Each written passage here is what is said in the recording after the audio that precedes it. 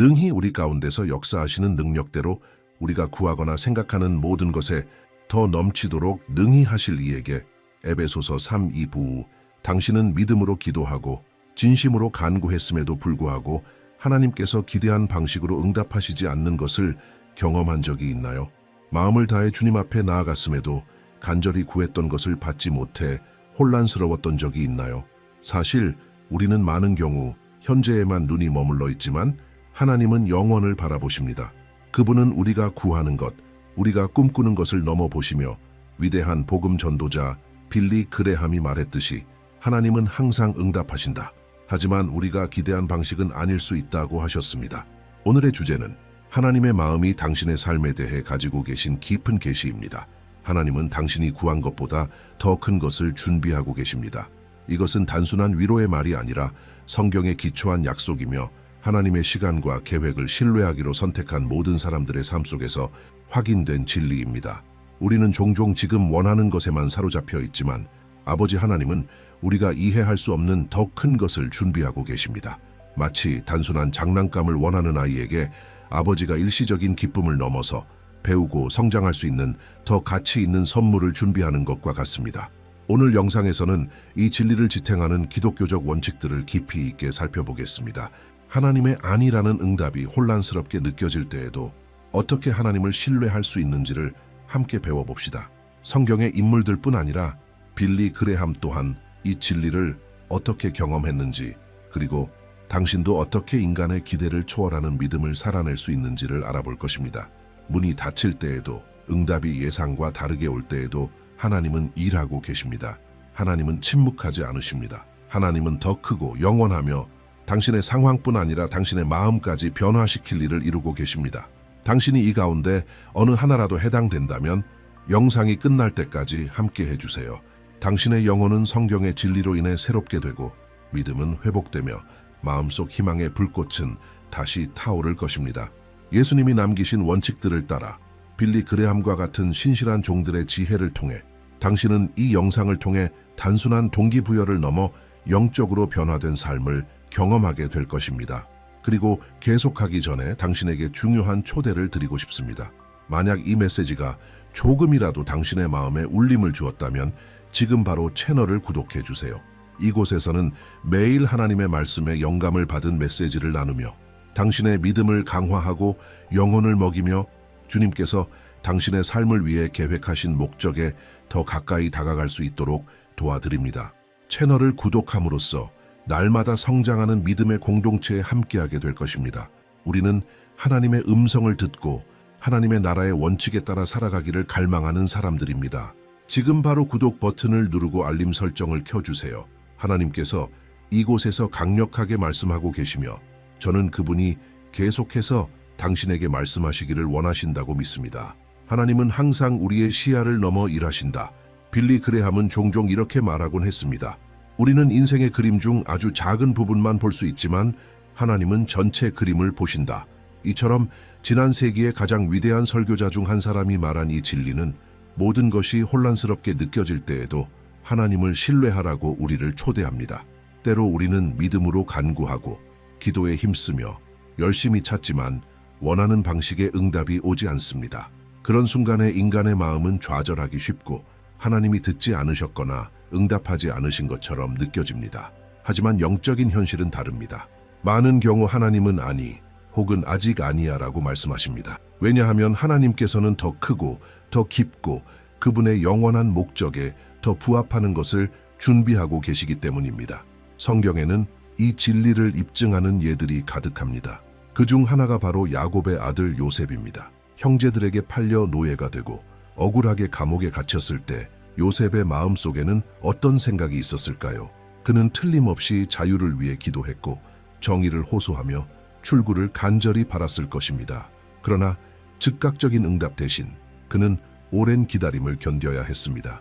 인간의 눈으로는 하나님이 침묵하시는 것처럼 보였지만 하늘의 시선에서는 한 나라를 구할 지도자가 준비되고 있었던 것입니다. 만약 하나님이 요셉을 너무 일찍 감옥에서 꺼내셨다면 그는 바로를 만나지 못했을 것이고 꿈을 해석하지도 못했을 것이며 더 큰 계획은 이루어지지 못했을 것입니다. 이처럼 하나님은 그분의 주권 안에서 우리의 시야 너머로 일하고 계십니다. 하나님은 우리가 보지 못하는 것을 보고 계십니다. 빌리 그레함은 항상 이렇게 강조했습니다. 하나님을 신뢰하는 것은 단지 무엇인가를 받기 위한 믿음을 가지는 것이 아니라 구한 것을 받지 못하더라도 여전히 믿는 것입니다. 그는 이렇게 말했습니다. 하나님은 우리를 너무나 사랑하시기 때문에 잘못된 방식이나 잘못된 시기에 우리의 기도에 응답하시지 않으신다. 이것은 우리가 상실, 질병, 실망, 닫힌 문과 같은 어려운 시기를 겪을 때 받아들이기 어려운 진리일 수 있습니다. 그러나 시간이 지나면서 우리는 종종 깨닫게 됩니다. 지연이나 거절로 보였던 그것이 사실은 하나님의 보호였고 비교할 수 없이 더 나은 것을 위한 준비였다는 것을 말입니다. 빌리 그레함의 가까운 지인들이 나눈 이야기 중 하나는 그의 집회에 자주 참석했던 한 젊은 여성에 관한 것입니다. 그녀는 10대 시절부터 교제해온 한 기독교 청년과의 결혼을 위해 수년 동안 기도했습니다. 그녀는 그가 하나님께서 예비하신 사람이라고 확신했습니다. 그러나 뜻밖에도 그 청년은 관계를 끝냈고 그녀는 큰 충격에 빠졌습니다. 수년이 흐른 후 그녀는 한 선교사와 결혼하게 되었고 그와 함께 전 세계를 누비며 사역을 세웠습니다. 그리고 나중에 이렇게 고백했습니다. 지금은 하나님께서 왜 그 문을 닫으셨는지 이해할 수 있다고. 그녀가 원하던 방식대로 일이 풀렸다면 결코 경험하지 못했을 더 큰 사명이 그녀를 기다리고 있었던 것입니다. 이 이야기는 한 가지 진리를 잘 요약해 줍니다. 하나님은 항상 우리의 시야 너머에서 일하십니다. 이 진리는 실제 삶에서 우리가 더 가볍고 더 신뢰하는 자세로 살아가도록 가르쳐 줍니다. 모든 답을 얻으려 애쓰기보다 이해할 수 없는 상황 속에서도 하나님과 함께 걷는 법을 배우게 됩니다. 그렇다고 해서 구하지 말라는 것이 아니며 모든 것을 체념하며 받아들이라는 의미도 아닙니다. 예수님은 우리에게 구하고 두드리고 찾으라고 가르치셨습니다. 하지만 동시에 이렇게도 기도하라고 하셨습니다. 하늘에서와 같이 땅에서도 아버지의 뜻이 이루어지게 하소서. 하나님을 신뢰한다는 것은 계속해서 기도하되 마음은 언제나 하나님의 계획이 우리의 계획보다 낫다는 것을 받아들일 준비가 되어 있는 상태입니다. 이러한 믿음은 우리의 좌절에 대한 반응을 완전히 바꾸어 놓습니다. 계획대로 되지 않을 때 하나님이 나를 버리셨다는 생각 대신 하나님께서 더 큰 것을 준비하고 계신다라고 고백할 수 있습니다. 기회가 무산될 때에도 모든 것이 끝났다가 아니라 어쩌면 더 좋은 시작일 수 있다고 이해하게 됩니다. 이런 마음가짐은 불안, 쓴 마음, 낙심으로부터 우리를 자유롭게 하고 무엇보다도 하나님과의 관계를 더 깊게 만듭니다. 이제 우리는 하나님께서 무엇을 해주실 수 있는지 때문에가 아니라 하나님 자신이 누구신지를 알기 위해 그분을 찾게 됩니다. 빌리 그레함은 불확실함 속에서도 흔들리지 않는 믿음으로 유명했습니다. 한 인터뷰에서 그는 이렇게 말했습니다. 나는 자주 구체적인 것을 하나님께 기도했지만 하나님은 전혀 다른 길로 나를 이끄셨습니다. 그리고 지금은 하나님께서 내 기도에 아니라고 응답하신 모든 순간에 감사드립니다. 왜냐하면 그것을 통해 하나님의 계획이 내 계획보다 훨씬 크다는 것을 보았기 때문입니다. 하나님의 뜻 앞에 겸손히 나아가는 이 태도는 드물지만 성숙한 믿음을 위해 꼭 필요한 것입니다. 이 원칙을 이해하는 그리스도인은 혼돈 속에서도 평안을 누립니다. 그는 모든 것을 다 보지 못하더라도 믿을 수 있습니다. 왜냐하면 아버지 하나님께서 모든 것을 다스리고 계시다는 것을 알기 때문입니다. 이 원칙은 또한 우리의 믿음을 우리가 생각하는 가능한 범위 안에만 가두지 말아야 한다는 것을 가르쳐 줍니다. 하나님께서 우리가 구한 것을 주지 않으실 때 그것은 벌이 아닙니다. 때로는 우리가 감히 상상조차 하지 못한 것을 받을 수 있도록 자리를 비우고 계시는 것입니다. 에베소서 3장 20절은 이를 분명히 보증합니다. 하나님은 우리가 구하거나 생각하는 모든 것을 넘어서 더욱 풍성하게 하실 수 있는 분이십니다. 단지 조금 더가 아니라 무한히 더입니다. 이것이 우리가 섬기는 하나님의 본질입니다. 오늘 당신이 기다림, 상실 혹은 하나님의 아니라는 응답을 마주하고 있다면 낙심하지 마세요. 깊게 숨을 들이쉬고 요셉을 기억하세요. 한나를 마르다와 마리아를 떠올리세요. 결혼을 원했지만 사역이라는 더 큰 선물을 받은 그 젊은 여성을 생각해 보세요. 하나님의 주권적인 뜻을 끝까지 신뢰했던 빌리 그레함을 떠올리세요. 그리고 무엇보다도 이 말씀을 기억하세요. 하나님의 계획은 우리의 계획보다 크십니다. 하나님은 당신을 무시하고 계신 것이 아니라 준비시키고 계십니다. 벌하고 계신 것이 아니라 보호하고 계신 것입니다. 그리고 때가 되면 왜 그 기도가 응답되지 않았는지 이해하게 될 것이며 그 순간 당신은 감사하게 될 것입니다. 하나님은 우리의 실패조차도 그분의 목적을 이루는 도구로 사용하신다. 빌리 그레함의 설교가 특별했던 이유 중 하나는 그가 민감한 주제들을 은혜와 진리로 다루었다는 점입니다. 그는 믿음의 길이 실패, 좌절, 그리고 목적에서 완전히 벗어난 듯한 순간들로 가득할 수 있다는 것을 숨기지 않았습니다. 그러나 그가 여러 메시지에서 반복했던 한 가지가 있습니다. 하나님은 결코 고통, 실패, 상실의 순간을 낭비하지 않으신다. 그분은 우리 인생의 부서진 조각 하나하나를 그분의 계획 속에 녹여내신다. 이 진리는 우리를 위로하고 다시 일어설 힘을 줍니다. 당신도 원하는 것을 얻지 못해서 좌절했던 적이 있지 않나요? 또는 잘못된 선택 때문에 하나님의 계획에서 완전히 멀어진 것 같아 자책한 적은 없으신가요? 우리는 종종 하나의 실수가 우리를 하나님의 길에서 완전히 벗어나게 했다고 생각하곤 합니다. 하지만 복음이 말하는 진실은 전혀 다릅니다. 하나님은 속죄하시고 회복시키시고 다시 세우시는 분입니다. 그분은 세상이 실패라고 부르는 바로 그 지점을 새로운 목적을 향한 출발점으로 바꾸시는 전문가이십니다. 성경은 이에 대한 많은 예들을 우리에게 보여줍니다. 예수님의 가장 가까운 제자 중 한 명이었던 베드로를 생각해 보십시오. 가장 결정적인 순간에 그는 예수님을 3번이나 부인했습니다. 인간의 눈으로 보면 그것은 완전한 실패였습니다. 그는 심각한 실수를 저질렀고 죄책감의 무게는 그를 영원히 마비시킬 수도 있었습니다. 그러나 예수님은 부활하신 후 베드로를 찾아가셨고 그의 정체성을 회복시키시며 그의 부르심을 다시 확증하시고 초대교회의 주요 기둥 중 한 사람으로 그를 세우셨습니다. 베드로의 실패는 끝이 아니었습니다. 그것은 하나님께서 그의 사명의 새로운 단계를 심으신 밭이었습니다. 빌리 그레함은 하나님의 회복시키시는 능력에 대해 열정을 다해 설교했습니다. 그의 집회에서 그는 깊이 넘어졌던 사람들, 하나님에게서 멀어진 사람들, 중독에 빠지고 모든 것을 잃은 사람들의 이야기를 나누었습니다. 그러나 그들이 다시 그리스도께 자신을 내어드릴 때 그들의 삶이 변화되는 것을 보았다고 했습니다. 그는 실패가 주님께 자신을 내어드리려는 사람을 결코 실격시키지 않는다고 분명히 했습니다. 오히려 상하고 통회하는 마음이 바로 하나님께서 가장 기뻐하시는 처소라고 말했습니다. 그가 전한 가장 인상적인 간증 중 하나는 수년 전 도덕적인 죄로 인해 사역을 떠났던 한 목사의 이야기였습니다. 오랫동안 그 남자는 숨어 살며 부끄러움에 눌려 하나님께서 더 이상 자신을 사용하실 수 없다고 생각했습니다. 그러던 중 빌리 그레함의 설교를 듣고 그는 무릎을 꿇고 진심으로 회개했습니다. 시간이 지나면서 그는 회복되었고 다시 목회자로서 섬기게 되었을 뿐 아니라 상처 입은 지도자들의 상담자로서도 사역하게 되었습니다. 그 실패는 끝처럼 보였지만 하나님께서 다른 사람들을 치유하신 통로가 되었습니다. 이것이 하나님의 은혜의 능력입니다.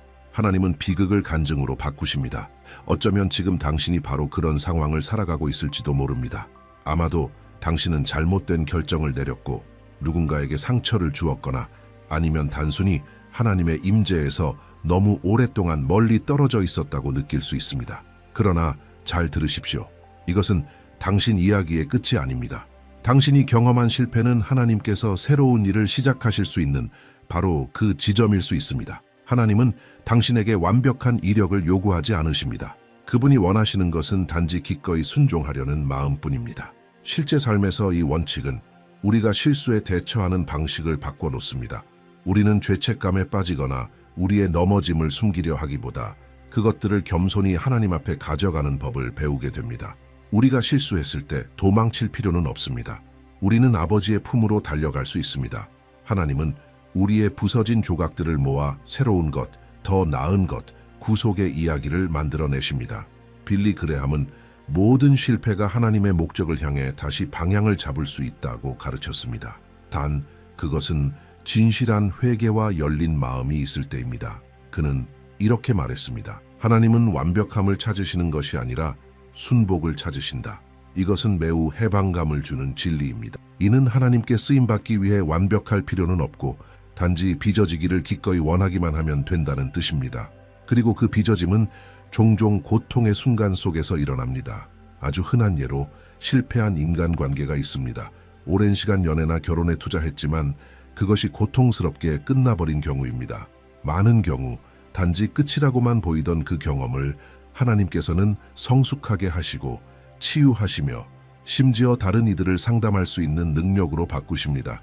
실패한 사랑처럼 보였던 일이 감정 회복의 사역이라는 기반이 될 수 있는 것입니다.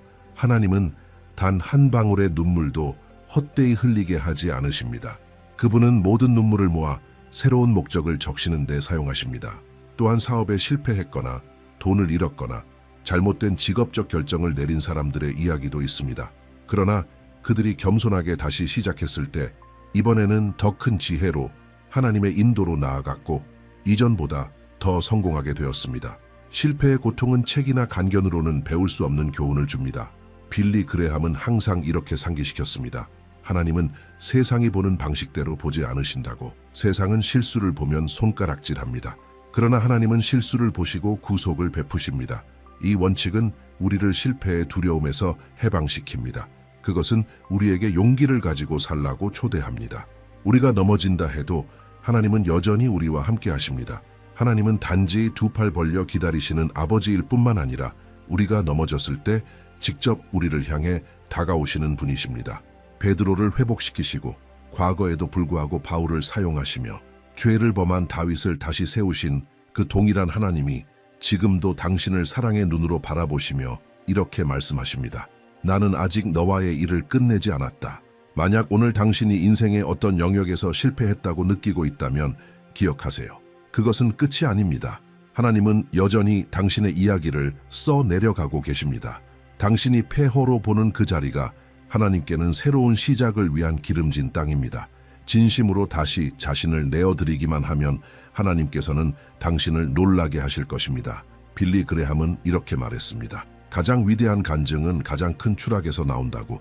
왜냐하면 죄가 넘친 곳에 은혜는 더욱 넘쳤기 때문입니다. 오늘 이 진리가 당신에게 다시 고개를 들고 앞으로 나아갈 용기를 주기를 바랍니다. 하나님이 아니라고 말씀하실 때 그분은 나를 신뢰하라고 말씀하시는 것이다.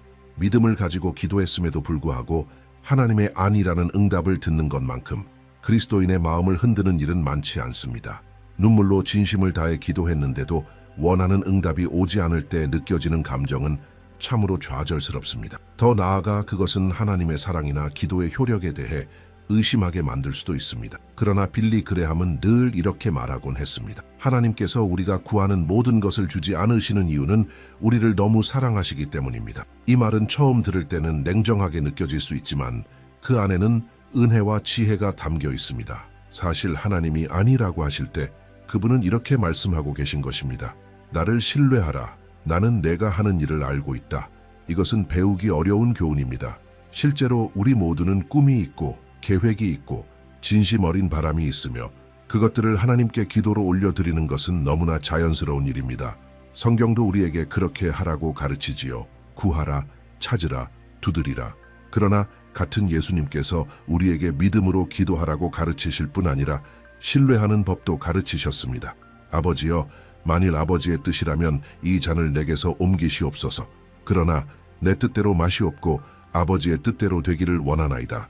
예수님조차도 아버지께 아니라는 응답을 들으셨습니다. 그리고 그분은 신뢰하셨습니다. 바로 그 아니 덕분에 오늘 우리가 구원을 받게 된 것입니다. 빌리 그레함은 하나님의 주권에 대해 자주 설교했지만 항상 따뜻하고 섬세하게 접근했습니다. 그는 이 땅에서 우리가 모든 답을 알 수는 없지만 어떤 상황에서도 신뢰할 수 있는 하나님이 계시다고 말했습니다. 그리고 우리가 신뢰하는 이유는 모든 것을 이해하기 때문이 아니라 그분의 성품을 알기 때문이라고 했습니다. 하나님이 아니라고 하시는 것은 우리를 상처 입히기 위함이 아닙니다. 그것은 우리를 보호하시고 가르치시고 더 큰 일을 위해 준비시키고 계신 것입니다. 이 원리를 강하게 보여주는 성경의 예가 사도 바울입니다. 고린도 후서에서 그는 육체에 가시가 있었고 그것이 제거되기를 3번이나 기도했다고 말합니다. 그러나 하나님께서는 아니라고 하셨고 대신 이렇게 말씀하셨습니다. 내 은혜가 내게 족하도다. 이는 내 능력이 약한 데서 온전하여짐이라. 즉 하나님은 바울이 구한 것을 주시지 않았지만 그가 필요로 하는 것을 주셨습니다. 고통을 제거하는 대신 바울이 견딜 수 있도록 충분한 은혜를 부어주신 것입니다. 이것은 우리에게 기도할 때 단순히 응답을 기대하는 데 그치지 않고 우리의 생각과 다른 응답일지라도 하나님의 돌보심을 신뢰해야 한다는 것을 가르쳐 줍니다. 빌리 그레함의 한 집회에서 한 여성이 사역팀과 자신의 이야기를 나누었습니다. 그녀는 수년 동안 자신의 결혼이 회복되기를 기도해왔습니다. 그녀는 남편을 사랑했고 자신의 가정을 위한 하나님의 약속을 믿었으며 관계를 지키기 위해 온 힘을 다해 싸웠습니다. 그러나 그 모든 노력과 기도에도 불구하고 결국 이혼이 일어났습니다. 오랜 시간 동안 그녀는 하나님께서 자신의 부르짖음을 외면하셨다고 느꼈습니다. 그러나 수년이 지난 후 그녀는 평안을 되찾았고 교회에서 봉사하며 같은 아픔을 겪는 여성들을 도왔습니다. 그리고 그제서야 그녀는 깨달았습니다. 하나님께서 하신 아니는 거절이 아니라 보호와 변화였다는 것을. 의미 없어 보였던 고통은 결국 사역이 되었고 그녀는 이렇게 말하곤 했습니다. 지금 나는 하나님이 나를 버리신 것이 아니었다는 걸 압니다. 하나님은 내가 이해하지 못하는 방식으로 나를 돌보고 계셨던 거예요. 이것은 하나님의 아니라는 응답이 결코 잔인함에서 오는 것이 아님을 보여줍니다. 하나님의 아니는 언제나 어떤 목적을 가지고 있으며 그 목적은 빠르든 늦든 반드시 드러나게 됩니다. 때로 우리가 구하는 것은 선하고 정당하며 진심 어린 것일 수 있지만 아직 때가 아닌 경우가 있습니다. 혹은 하나님께서 그것을 주신다면 오히려 더 좋은 것이 이루어지는 것을 막게 될 수도 있습니다. 하나님을 신뢰한다는 것은 우리가 보지 못하는 것을 하나님께서는 보고 계시다는 사실을 받아들이는 것입니다. 그분은 미래를 아시고 마음을 아시며 의도를 아십니다. 그리고 그분의 우리를 향한 사랑은 우리가 우리 자신을 사랑하는 것보다 더 큽니다. 하나님은 단지 순간적으로 우리를 기쁘게 하기를 원하시는 것이 아니라 우리를 영원한 목적지로 이끌기 원하십니다. 빌리 그레함은 이 신뢰에 대해 자주 말했습니다. 그는 믿음이란 하나님께서 내가 원하는 대로 정확히 해주실 것이라고 믿는 것이 아니라 하나님께서 내가 이해하지 못하더라도 최선의 일을 하실 것이라는 것을 믿는 것이라고 말했습니다. 이것은 오늘날 많은 사람들이 갖고 있는 믿음, 즉 단지 즉각적인 결과에 기반한 믿음과는 전혀 다른 것입니다. 진짜 믿음은 결과가 기대한 대로 나오지 않아도 흔들리지 않는 믿음입니다.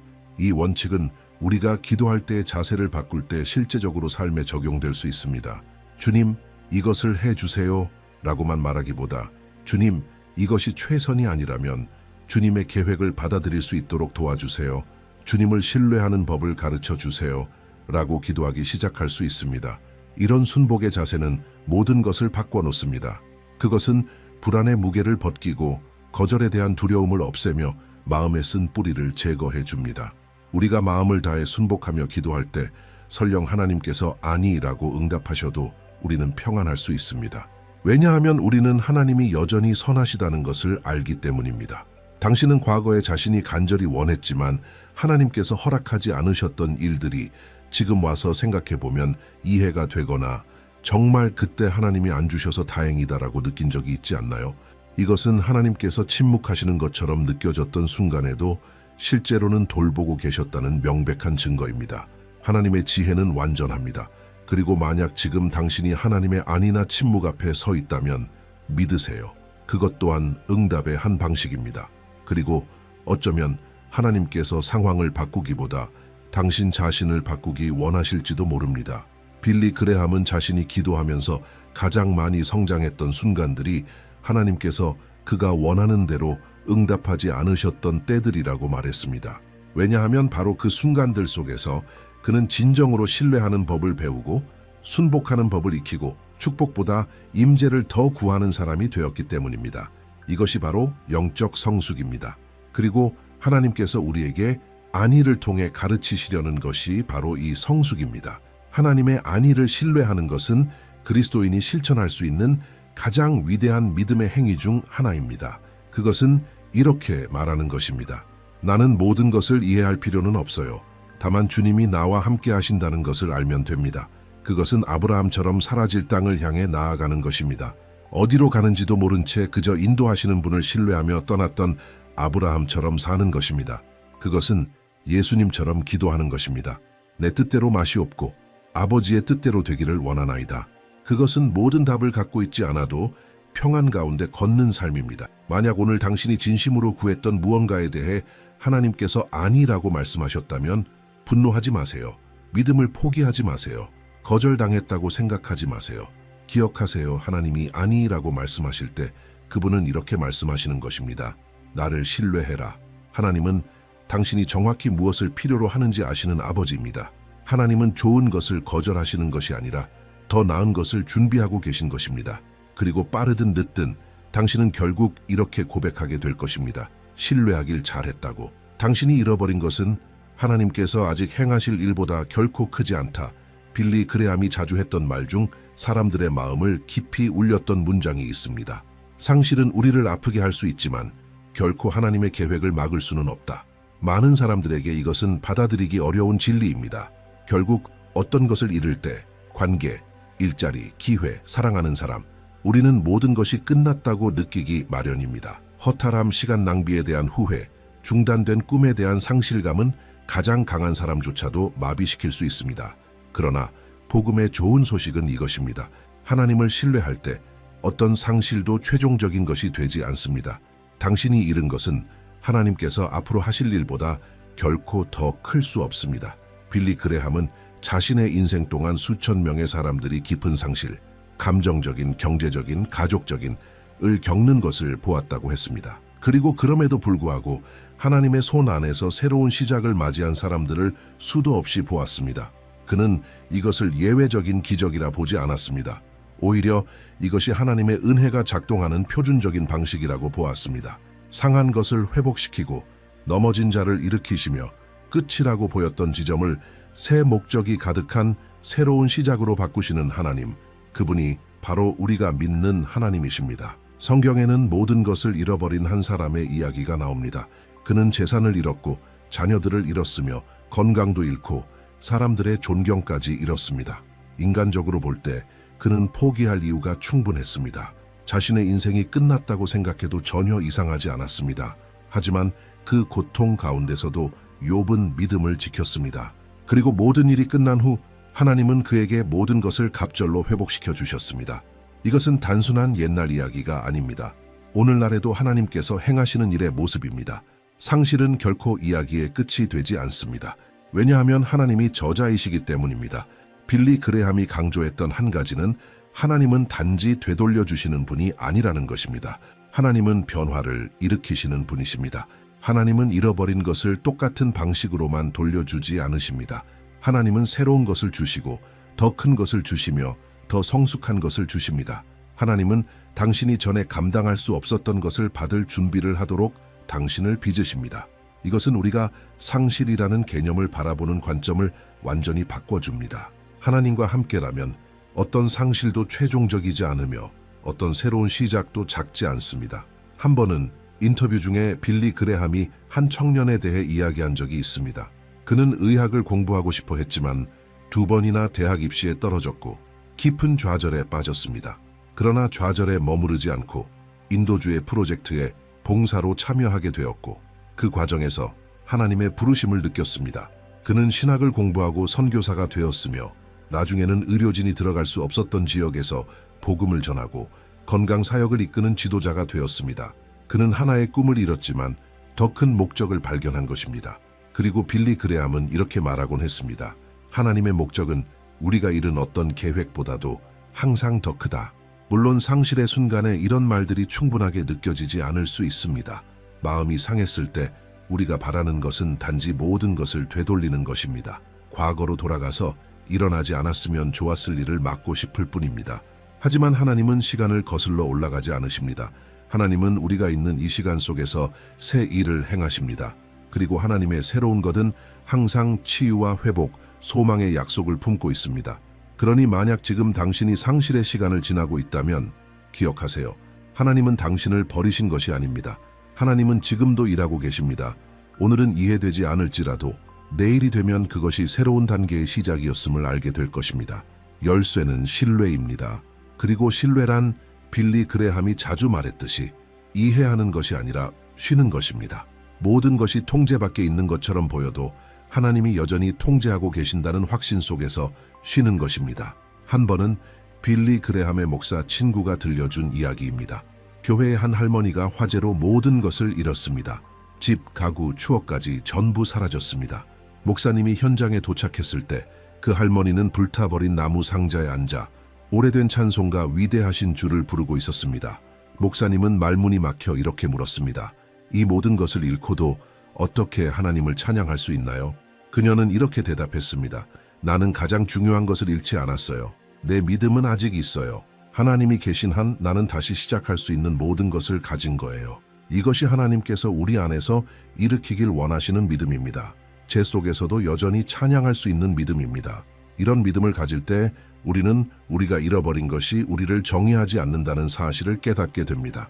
사람들이 떠났을 수도 있고 기회들이 지나갔을 수도 있으며 꿈들이 좌절되었을 수도 있습니다. 그러나 하나님은 여전히 함께 계십니다. 하나님은 여전히 회복하시는 분이십니다. 그리고 하나님의 신실하심은 상황에 따라 달라지지 않습니다. 그분의 신실하심은 영원합니다. 빌리 그레함은 우리에게 이렇게 가르쳤습니다.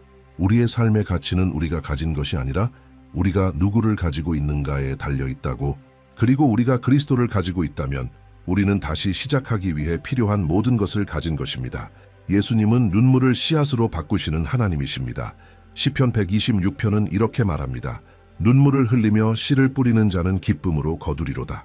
이것은 오늘 당신이 겪고 있는 모든 고통이 하나님께서 당신의 미래를 위해 예비하신 추수의 일부가 될 수 있다는 뜻입니다. 당신은 이미 수많은 이야기를 들어봤을 것입니다. 모든 것을 잃었다고 생각했던 사람들이 지금은 하나님의 은혜를 살아있는 간증으로 증거하고 있다는 이야기들. 그것은 우연이 아닙니다. 그것은 하나님의 목적입니다. 그리고 그들의 삶을 회복하신 동일한 하나님이 지금 당신의 삶도 회복하기 원하십니다. 만약 오늘 당신이 자신의 삶을 돌아보며 오직 상실만을 보고 있다면 꼭 기억하세요. 이것은 끝이 아닙니다. 당신이 잃어버린 것은 하나님께서 앞으로 행하실 일보다 결코 더 클 수 없습니다. 상처가 얼마나 깊든 하나님은 치유하십니다. 당신이 얼마나 많이 울었든 하나님은 위로하십니다.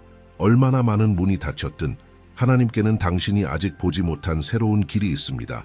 비밀은 멈추지 않는 것입니다. 빌리 그레함은 항상 이렇게 말하곤 했습니다. 과거를 슬픔으로 바라보지 말고 미래를 믿음으로 바라보라. 믿음은 우리 안의 모든 것이 멈추고 싶어 할 때에도 우리를 계속 걷게 하는 연료입니다. 믿음을 가지고 보면 당신의 오늘이 아무리 힘들어 보여도 당신의 내일은 이미 하나님의 손 안에 있으며 그분은 새로운 시작의 전문가이십니다. 하나님을 신뢰하세요. 당신의 상실을, 고통을, 부서진 조각들을 하나님께 맡기세요. 그리고 시간이 지나면 당신은 깨닫게 될 것입니다. 끝처럼 보였던 그 지점이 사실은 훨씬 더 큰 무언가의 시작이었다는 것을. 왜냐하면 하나님이 이야기 속에 들어오실 때 마지막 단어는 결코 상실이 아니라 희망이기 때문입니다. 이 영상 전체를 통해 우리는 하나님께서 우리가 구한 것보다 항상 더 큰 것을 준비하고 계신다는 4가지 중요한 진리를 함께 살펴보았습니다.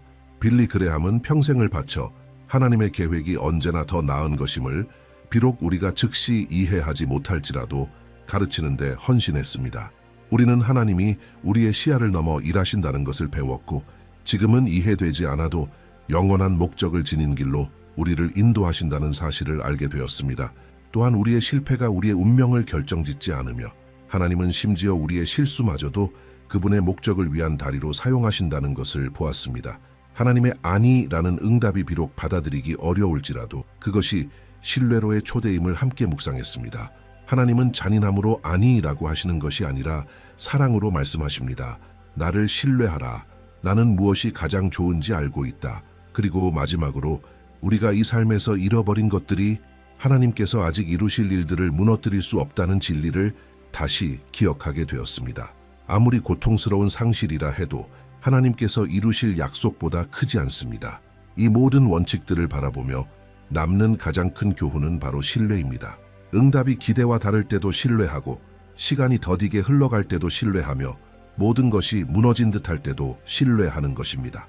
왜냐하면 당신이 섬기는 하나님은 신실하신 분이기 때문입니다. 하나님은 실수하지 않으십니다. 하나님은 결코 늦지 않으십니다. 하나님은 당신의 기도를 무시하지 않으십니다. 하나님은 듣고 계시며 일하고 계시고 언제나 놀라운 방식으로 응답하십니다. 당신이 구한 것은 분명 좋을 수 있습니다. 그러나 하나님이 준비하신 것은 그보다 훨씬 더 큽니다. 이제 이 진리를 실제 삶 속에서 살아내기를 초대하고 싶습니다. 이번 주에 이 원칙들 중 하나를 선택해서 실천해 보세요. 어쩌면 당신은 잃어버린 것을 새로운 시선으로 바라볼 필요가 있을지도 모르고, 혹은 하나님께서 주신 아니라는 응답을 신뢰하기 시작해야 할지도 모릅니다. 무엇이든 간에 이 메시지를 여기서 멈추지 마세요. 가지고 가세요. 묵상하고 기도하고 삶 속에 적용하세요. 그리고 지금 이 순간에도 하나님께서 당신의 삶에 더 큰 것을 준비하고 계시다는 확신을 가지고 살아가세요. 비록 지금은 그것이 보이지 않더라도 말입니다. 기억하세요. 하나님의 계획은 결코 작지 않으며 그분의 길은 언제나 우리의 길보다 높습니다. 당신이 자신의 삶을 하나님께 맡길 때 지연은 준비가 되고 상실은 씨앗이 되며 안위는 구원의 문이 됩니다. 예레미야 29장 11절에 이렇게 기록되어 있습니다. 여호와의 말씀이니라. 너희를 향한 나의 생각을 내가 아나니 평안이요 재앙이 아니니라. 너희에게 미래와 희망을 주는 것이니라. 이 말씀을 신뢰하세요. 하나님은 지금도 당신 인생의 무대 뒤에서 일하고 계십니다. 그리고 하나님께서 행하실 일은 당신이 구했던 그 무엇보다 훨씬 더 크고 놀라운 것이 될 것입니다. 이제 당신의 마음에 가장 깊이 다가온 메시지는 무엇이었나요? 댓글로 나눠주세요. 하나님께서 오늘 당신에게 말씀하신 어떤 한 줄 한 경험도 이 여정을 함께 걸어가는 다른 이들에게 큰 은혜가 될 수 있습니다. 물론 아직 채널을 구독하지 않으셨다면 지금 바로 구독해 주세요. 여러분의 영혼을 살리고 믿음을 강하게 하는 말씀을 계속해서 받아보실 수 있습니다. 다음 영상에서는 이 영적 여정을 더욱 깊이 있게 나누며 여러분의 인생의 관점을 변화시킬 수 있는 강력한 주제를 다룰 예정입니다. 기대해 주세요. 하나님께서는 앞으로도 여러분에게 많은 말씀을 계속해서 하실 것입니다. 여호와는 나의 빛이요 나의 구원이시니 내가 누구를 두려워하리요. 여호와는 내 생명의 요새이시니 내가 누구를 무서워하리요. 시편 27편 1절, 삶 전체를 따라오는 구절들이 있습니다. 어둠 속에서 등대처럼 우리를 비추는 말씀들 말입니다. 시편 27편은 바로 그런 하나님의 말씀의 보물 중 하나입니다. 이 시편은 신뢰와 용기, 믿음의 노래로 수세기 동안 수많은 이들에게 피난처가 되어 주었습니다. 인생의 어두운 골짜기를 지날 때 두려움과 의심, 외로움은 피할 수 없습니다. 하지만 이 시편의 깊은 진리를 마음에 열어둘 때 우리는 변화됩니다. 오늘 여러분을 성경의 가장 강력한 말씀 중 하나에 깊이 잠기도록 초대합니다. 이것은 단순한 묵상이 아니라 하나님의 초대입니다. 하나님은 당신이 혼돈 속에서도 담대함과 평안 가운데 살기를 원하십니다. 20세기의 가장 위대한 복음 전도자 중 한 사람인 빌리 그레함은 시편 27편은 내 영혼을 위한 방패였다고 말했습니다. 이 영상의 끝에서 그 이유를 분명히 알게 될 것입니다. 여러분은 내일에 대해 불안했던 적이 있나요? 모든 것이 순조로워 보이는데도 뭔가 잘못될까 두려웠던 적은요? 시편 27편은 그런 불안함에 대해 하나님의 마음에서 온 말씀으로 응답합니다. 시편은 이렇게 시작됩니다. 여호와는 나의 빛이요. 성경에서 빛은 인도하심, 명확함, 위로, 임재를 상징합니다. 오늘 여러분이 보게 될 것은 단순한 성경 해설을 넘어서 있습니다. 이 시편이 어떻게 여러분의 문제를 바라보는 시각을 바꾸고 도전을 이겨내는 태도를 변화시키며 모든 것이 불확실해 보일 때에도 하나님을 신뢰할 수 있게 해주는지를 알게 될 것입니다. 다윗의 이 시편의 모든 말은 전쟁 중에 궁전이 아닌 동굴과 쫓김 속에서 어두운 밤과 상처 입은 마음 가운데에서 쓰인 것입니다. 그는 진실하게 말하며 직접 살아낸 자의 권위로 말합니다. 앞으로 몇 분 동안 우리는 이 시편에서 솟아나는 기독교적 원칙들을 깊이 탐구하게 될 것입니다.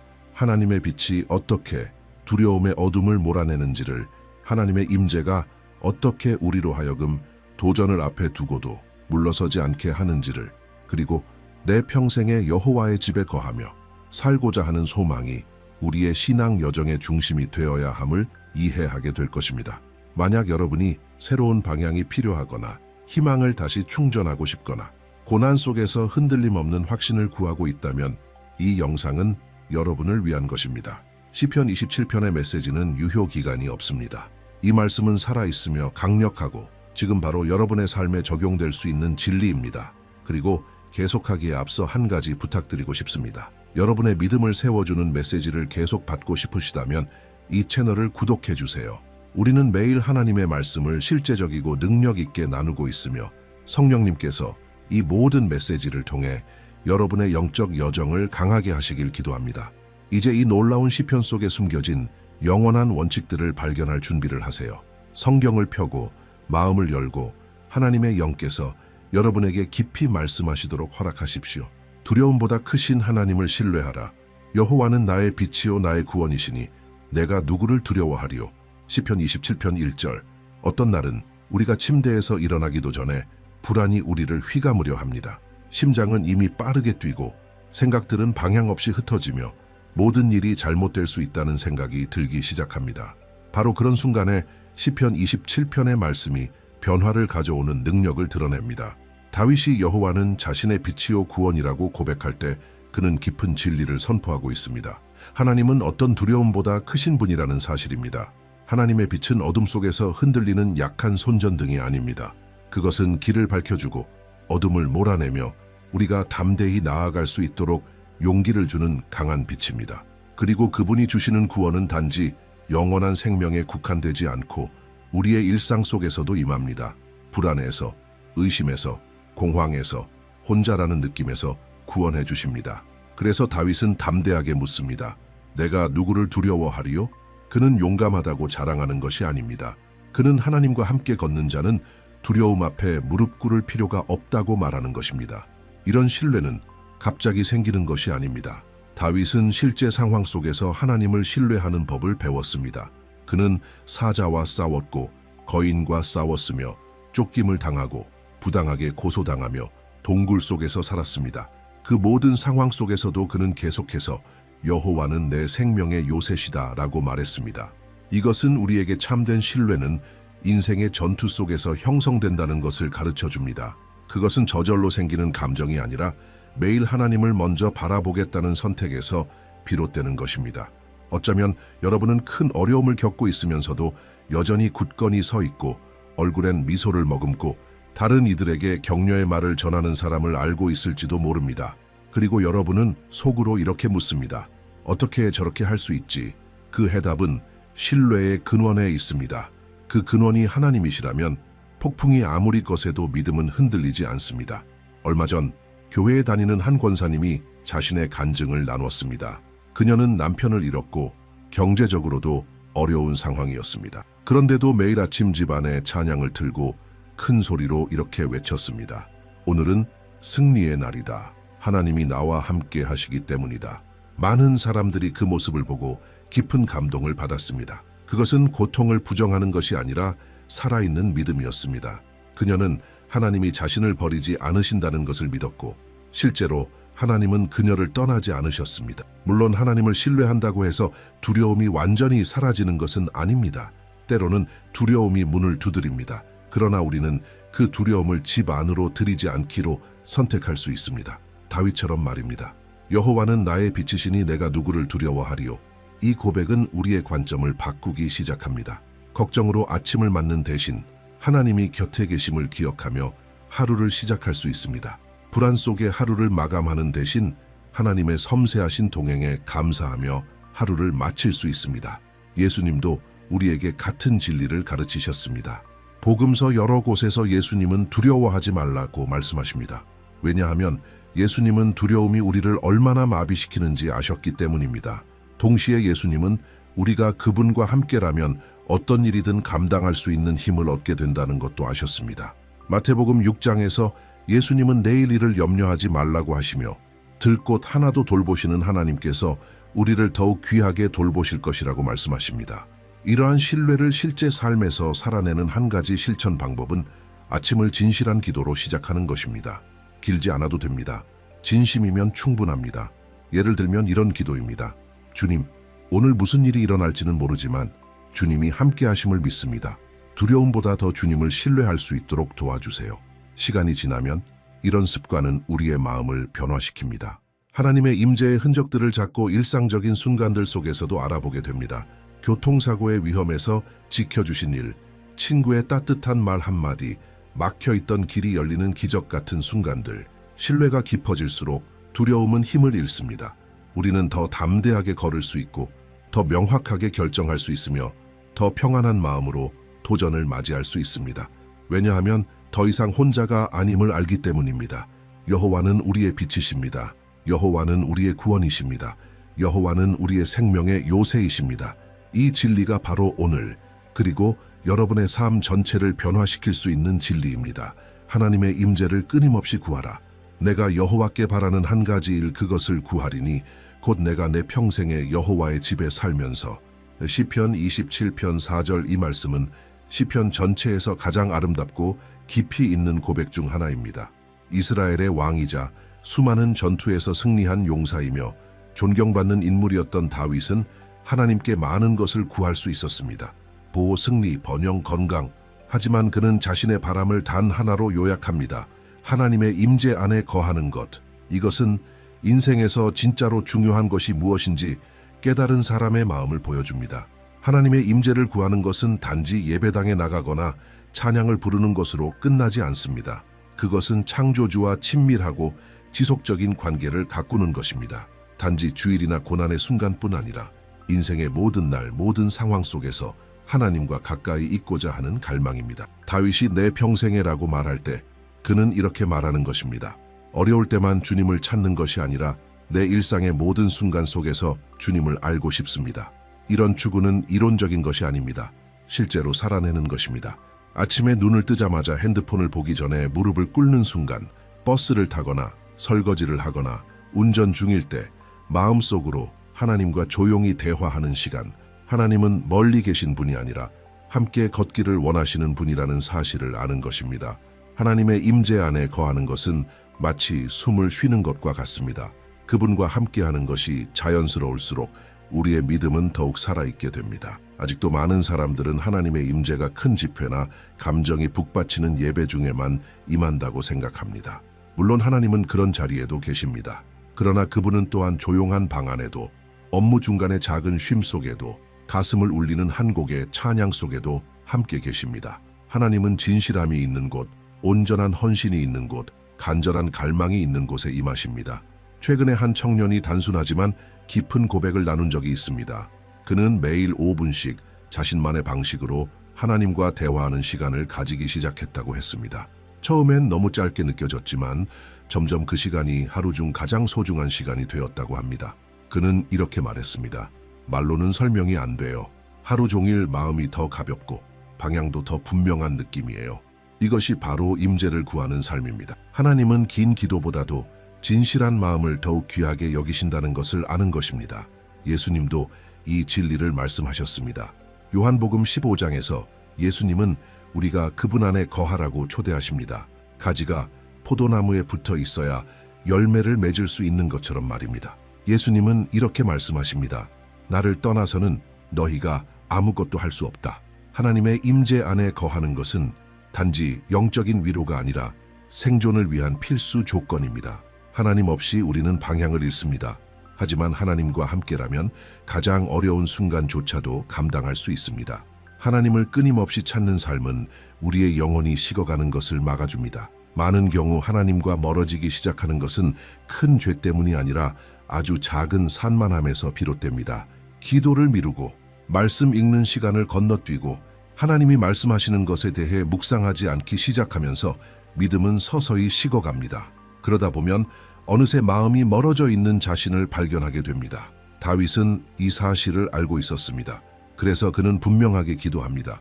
나는 주님을 매일 찾고 싶습니다. 주님께서 멀게 느껴지지 않게 해주세요. 하나님을 찾는 것을 삶의 우선순위로 삼을 때 우리의 영적 삶은 강해집니다. 유혹은 힘을 잃고 의심은 답을 얻게 되며 외로움조차 줄어듭니다. 이전엔 공허하게만 느껴졌던 순간들 속에서도 하나님의 동행을 느끼게 되기 때문입니다. 물론 매일 꾸준히 하나님을 찾는 일이 바쁜 일상 속에서는 어려울 수 있습니다. 그러나 그 시작은 아주 단순한 한 걸음입니다. 아침에 드리는 짧은 기도, 점심시간에 읽는 한 구절의 말씀, 하루의 끝에 듣는 찬양 한 곡, 이런 작은 씨앗들이 물을 주면 자라나서 평안과 힘, 지혜의 열매를 맺습니다. 그리고 시간이 흐를수록 놀라운 변화가 생깁니다.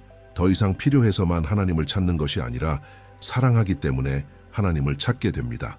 하나님과의 교제가 기쁨이 됩니다. 그분과 대화하지 않으면 허전함을 느끼게 됩니다. 하루가 어딘가 비어있는 것처럼 느껴집니다. 이것이 바로 친밀함이며 하나님께서 자녀들과 나누고자 하셨던 참된 교제입니다. 다윗이 여호와의 아름다움을 바라보며 라고 말할 때 그는 단순한 시선을 넘어선 예배와 감탄 깊은 관계를 말하고 있습니다. 하나님의 임재에 깊이 빠져드는 그 경험 속에서는 이 세상의 다른 모든 것들이 덜 중요하게 느껴집니다. 하나님 안에서 아름다움을 발견하는 것 얼마나 놀라운 일입니까? 그리고 더 많이 하나님을 찾을수록 더 많이 발견하게 됩니다. 그러니 혹시 여러분이 더 많은 방향, 평안, 삶의 명확함이 필요하다고 느낀다면 바로 여기서부터 시작해 보세요. 하나님의 임재를 끊임없이 구하는 것입니다. 이 추구는 모든 것을 변화시킵니다. 문제들이 사라지기 때문이 아니라 하나님의 임재가 여러분이 그것들을 대하는 방식을 완전히 바꾸기 때문입니다. 인내와 용기를 가지고 기다려라. 여호와를 기다릴지어다. 강하고 담대하며 여호와를 기다릴지어다. 시편 27편 14절. 기다림은 결코 쉬운 일이 아닙니다. 우리는 빠른 응답, 몇 분 안에 도착하는 배달, 즉각적인 메시지에 익숙해진 세상에 살고 있습니다. 하지만 하나님은 세상의 속도로 일하시지 않습니다. 하나님은 가장 정확한 때에 역사하십니다. 그래서 다윗은 시편 27편을 마무리하며 우리에게 꼭 필요한 권면을 남깁니다. 여호와를 기다릴지어다. 그리고 그는 이 말을 2번 반복합니다. 마치 초조하거나 지쳐있는 사람에게 힘주어 말하는 듯이 말입니다. 이는 다윗이 기다림의 고통을 잘 알았고 동시에 믿음으로 기다리는 것에 담긴 능력도 깊이 이해하고 있었음을 보여줍니다. 여호와를 기다린다는 것은 단순히 손 놓고 가만히 있는 것이 아닙니다. 그것은 매우 능동적인 믿음의 자세입니다. 응답이 없어도 계속 기도하고 인정을 받지 못해도 계속 섬기며 모든 상황이 반대처럼 보여도 계속 믿는 것입니다. 그래서 다윗은 덧붙입니다. 강하고 담대하라. 기다림에는 내면의 강인함이 필요하고 영적인 용기가 필요합니다. 포기하지 않기 위해서 말입니다. 우리는 얼마나 자주 하나님의 축복을 눈앞에 두고도 인내하지 못해 놓쳐버리는지 모릅니다. 하나님이 막 역사하시려는 순간에 스스로 포기해버리는 경우가 많습니다. 아브라함의 이야기가 그 예입니다. 그는 아들을 낳겠다는 하나님의 약속을 받았지만 시간이 지나도 아무 일도 일어나지 않자 하갈과의 방법을 선택하게 됩니다. 그 성급함의 결과는 많은 고통을 불러왔습니다. 하나님은 약속을 지키셨지만 인내하지 못한 탓에 길은 훨씬 더 어려워졌습니다. 하지만 반대로 우리가 올바른 마음으로 기다리는 법을 배우면 기다림은 우리 안에서 놀라운 변화를 만들어냅니다. 기다림은 하나의 학교가 됩니다. 하나님은 그 안에서 우리를 빚으시고 우리의 성품을 강하게 하시며 환경이 아닌 하나님 자신을 신뢰하는 법을 가르치십니다. 그리고 마침내 응답의 시간이 찾아오면 우리는 더 성숙해져 있고 더 준비되어 있으며 더 단단해져 있습니다. 12년 동안 자녀를 기다린 한 크리스천 부부의 간증이 많은 이들에게 큰 울림을 주었습니다. 그들은 수많은 검사, 치료, 응답 없는 기도와 눈물을 경험했지만 믿음을 잃지 않았습니다. 교회에서 계속 봉사하고 다른 가정을 섬기고 기도했습니다. 그리고 결국 임신 소식을 들었을 때 그들은 이렇게 고백했습니다. 하나님은 자녀만 준비하신 것이 아니라 우리를 부모가 될 수 있도록 준비하고 계셨던 것이었습니다. 이것이 바로 용기를 가지고 여호와를 기다리는 믿음입니다. 다윗은 기다림의 사람입니다. 그는 어린 나이에 왕으로 기름 부음을 받았지만 실제로 왕위에 오르기까지는 많은 세월이 필요했습니다. 그동안 그는 쫓기고 오해받고 도망다니며 살았습니다. 그러나 그는 하나님을 신뢰하는 법을 배웠습니다. 결국 그는 자기 힘으로가 아니라 하나님의 때를 기다림으로 승리했습니다. 그의 삶은 우리에게 이렇게 말합니다. 하나님을 기다리는 자는 결코 실망하지 않는다. 지칠 수는 있어도 결코 버림받지 않는다. 그리고 기다리는 동안 우리가 꼭 기억해야 할 사실이 하나 있습니다. 우리가 보지 못해도 하나님은 여전히 일하고 계신다는 것입니다. 하나님은 상황을 정리하고 계시며 우리의 마음을 강하게 하시고 우리가 알지 못하는 위험으로부터 우리를 보호하고 계십니다. 하나님의 침묵은 결코 부재의 신호가 아닙니다. 때로는 보호이며 때로는 준비의 시간입니다. 이것을 잘 보여주는 예가 바로 씨앗을 심는 과정입니다. 씨앗은 며칠, 심지어 몇 주 동안 아무런 변화도 없는 것처럼 보입니다. 마치 아무 일도 일어나지 않는 듯하지만 땅 속에서는 분명히 무언가가 움직이고 있습니다. 뿌리가 자라나고 단단히 자리 잡으며 때가 되면 마침내 땅을 뚫고 올라와 꽃을 피웁니다. 하나님의 약속도 이와 같습니다. 겉으로 보이지 않아도 그 약속은 뿌리를 내리고 자라고 있습니다. 기다림은 또한 우리를 하나님께 더 가까이 데려갑니다. 모든 문이 닫힌 것처럼 느껴질 때 우리는 문 자체이신 하나님을 찾게 됩니다. 무엇을 해야 할지 모를 때 우리는 하나님이 곧 지혜이심을 알게 됩니다. 길이 없어 보일 때 하나님이 바로 그 길이심을 기억하게 됩니다. 기다림은 우리를 더 많이 기도하게 만들고 더 깊이 신뢰하게 하며 더 철저히 의지하게 만듭니다. 혹시 지금 여러분이 기다림의 시간 가운데 있다면 이 사실을 꼭 기억하세요. 하나님은 여러분의 마음을 보고 계십니다. 하나님은 여러분을 잊지 않으셨습니다. 여러분의 눈물 하나, 기도 하나, 생각 하나까지도 다 알고 계십니다. 그리고 하나님은 자신을 기다리는 자들을 반드시 존귀하게 하십니다. 지금 당장은 모든 답을 가지고 있지 않을 수 있지만 여러분에겐 하나님의 임재가 있습니다. 그것만으로도 계속 걸어갈 충분한 이유가 됩니다. 강하고 담대하십시오. 모든 일이 쉬워서가 아니라 하나님이 신실하시기 때문입니다. 하나님은 약속하신 것을 반드시 이루십니다. 하나님의 때가 되면 모든 것이 이해될 것입니다. 그리고 약속이 성취되는 그날, 여러분은 뒤를 돌아보며 이렇게 고백할 수 있을 것입니다. 기다림도 선물이었노라고. 그 기다림은 나를 더 강하게, 더 성숙하게, 더 하나님께 가까이 이끌었노라고. 하나님의 선하심에 마음을 굳게 두고 살라. 내가 산 자들의 땅에서 여호와의 선하심을 보게 될 것을 확신하였도다. 시편 27편 13절. 수많은 나쁜 소식들과 개인적인 어려움, 끝이 보이지 않는 고통 속에서 이 세상에서 선한 것이 사라지고 있는 것처럼 느껴질 수 있습니다. 하지만 다윗은 여기서 아주 강력한 고백을 합니다. 나는 여호와의 선하심을 보게 될 것을 믿는다. 그것도 단지 천국에서가 아니라 산 자들의 땅, 바로 지금 이 땅 위에서 말입니다. 그는 단순한 긍정주의를 말하고 있는 것이 아닙니다. 다윗은 고통을 모르는 사람이 아니었습니다. 오히려 그는 끊임없이 쫓기고 억울함을 당하고 배신당하고 사랑하는 사람들을 잃기도 했습니다. 그럼에도 불구하고 그는 믿음을 선택합니다. 그리고 그 선택이 그의 삶에 큰 차이를 만들어냅니다. 하나님의 선하심에 마음을 두는 것은 마치 거친 바다에서 닻을 내리는 것과 같습니다. 바람이 아무리 거세도 그 배는 쉽게 떠내려가지 않습니다. 하나님의 선하심은 결코 상황에 좌우되지 않습니다. 그것은 하나님의 성품 그 자체입니다. 하나님은 단지 선한 일을 행하시는 분이 아니라 본질적으로 선하신 분이십니다. 그래서 우리가 하나님의 뜻을 다 이해하지 못하는 순간에도 우리는 그분이 누구신지를 믿고 신뢰할 수 있습니다. 때때로 우리는 선하심을 편안함과 혼동합니다. 어떤 일이 힘들거나 고통스럽다면 그것은 하나님의 뜻이 아닐 거라고 생각하곤 합니다. 하지만 항상 그런 것은 아닙니다. 오히려 많은 경우 하나님의 선하심은 고통스러운 과정 속에서 더 깊이 드러납니다. 수술을 통해 치유를 이끄는 의사처럼 하나님도 우리 안에 더 깊은 변화를 이루시기 위해 때로는 아픔을 허락하십니다. 어느 날 어린 자녀를 잃은 한 여성이 놀라운 고백을 했습니다. 슬픔은 여전히 있지만 하나님은 그 모든 순간마다 자신의 선하심을 보여주셨어요.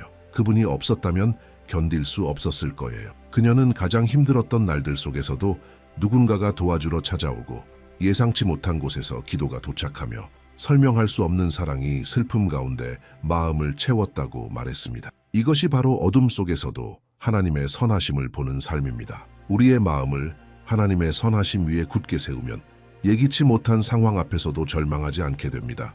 다른 사람들이 비극만을 보는 그 자리에서도 우리는 하나님의 손길을 볼 수 있게 됩니다. 그리고 일상의 작고 평범한 기적들을 인식하게 됩니다. 우리가 숨쉬고 있다는 사실, 세밀한 보호하심, 지쳐 있을 때 주시는 새로운 힘, 믿음은 우리의 눈을 열어 육안으로는 보이지 않는 하나님의 역사를 보게 만듭니다. 예수님께서도 하나님의 선하심을 우리에게 드러내셨습니다. 치유하시고 가르치시고 품으시는 모든 사역 속에서 예수님은 아버지의 마음을 보여주셨습니다.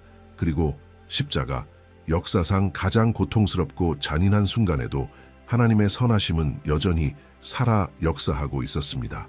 모든 것이 끝난 듯 보였던 그 자리에서 하나님은 인류를 위한 가장 크고도 선한 일을 이루고 계셨습니다. 이 진리가 우리에게 확신을 줍니다. 하나님의 선하심은 절대 실패하지 않습니다. 우리가 이해하지 못하는 순간에도 말입니다. 이 진리를 마음에 새기고 살아가는 실천적인 방법 중 하나는 감사를 훈련하는 것입니다. 아주 단순한 것부터 시작해보세요. 매일 밤 그날 감사했던 3가지를 적어보는 겁니다.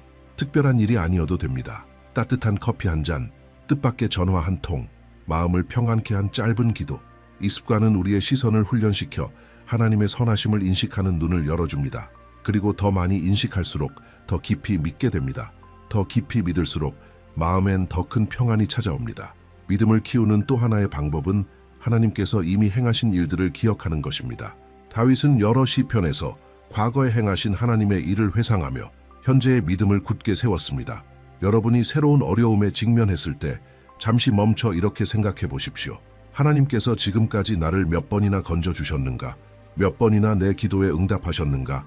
이러한 기억들은 마음을 단단하게 하고 소망을 되살립니다. 하나님의 선하심에 마음을 두고 살아간다는 것은 설명을 다 이해하지 못하더라도 신뢰하는 삶입니다. 나는 다 이해할 수 없지만 하나님은 선하시다. 이렇게 고백하는 믿음은 하나님의 마음을 기쁘시게 합니다. 그 믿음이 우리를 붙잡아주고 우리를 변화시킵니다. 시간이 흐르면서 우리 삶 자체가 하나님의 선하심을 반영하게 됩니다. 우리는 더 자비롭고 더 공감하며 더 관대하게 행동하게 됩니다. 왜냐하면 우리가 이미 하나님께 그런 사랑을 받았다는 것을 알기 때문입니다. 어쩌면 오늘 여러분은 어려운 시기를 지나며 이런 질문을 하고 있을지도 모릅니다. 정말 더 나은 날이 올까? 그 대답은 예입니다. 모든 문제가 한순간에 해결되기 때문이 아니라 하나님의 선하심이 지금 이 순간에도 함께 하시기 때문입니다. 비록 눈으로 보이지 않아도 마음은 믿을 수 있습니다. 그리고 믿는 자는 희망을 가지고 걸어갑니다. 그러니 다윗처럼 선포하세요. 나는 믿습니다. 그리고 그 고백을 반복하세요. 믿음이 다시 강해질 때까지요. 하나님의 선하심은 결코 실패하지 않습니다. 그 선하심은 바로 지금 여러분이 있는 그 자리에서 여러분을 찾아올 것입니다. 어려움 속에서도 굳게 서라. 군대가 나를 대적하여 진칠지라도 내 마음이 두렵지 아니하며 전쟁이 일어나 나를 치려 할지라도 나는 여전히 확신하리로다. 시편 27편 3절. 다윗은 압박 속에서 살아가는 삶이 어떤 것인지 잘 알고 있었습니다. 그는 쫓기고 배신당하고 모함을 당했습니다. 적들에게 둘러싸여 어디로도 도망칠 수 없는 상황도 경험했습니다. 그럼에도 불구하고 그는 이렇게 단호히 말합니다. 나는 여전히 확신하리로다.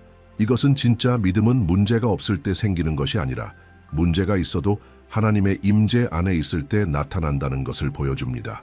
굳건히 선다는 것은 아픔을 무시하거나 모든 게 괜찮은 척하는 것이 아닙니다.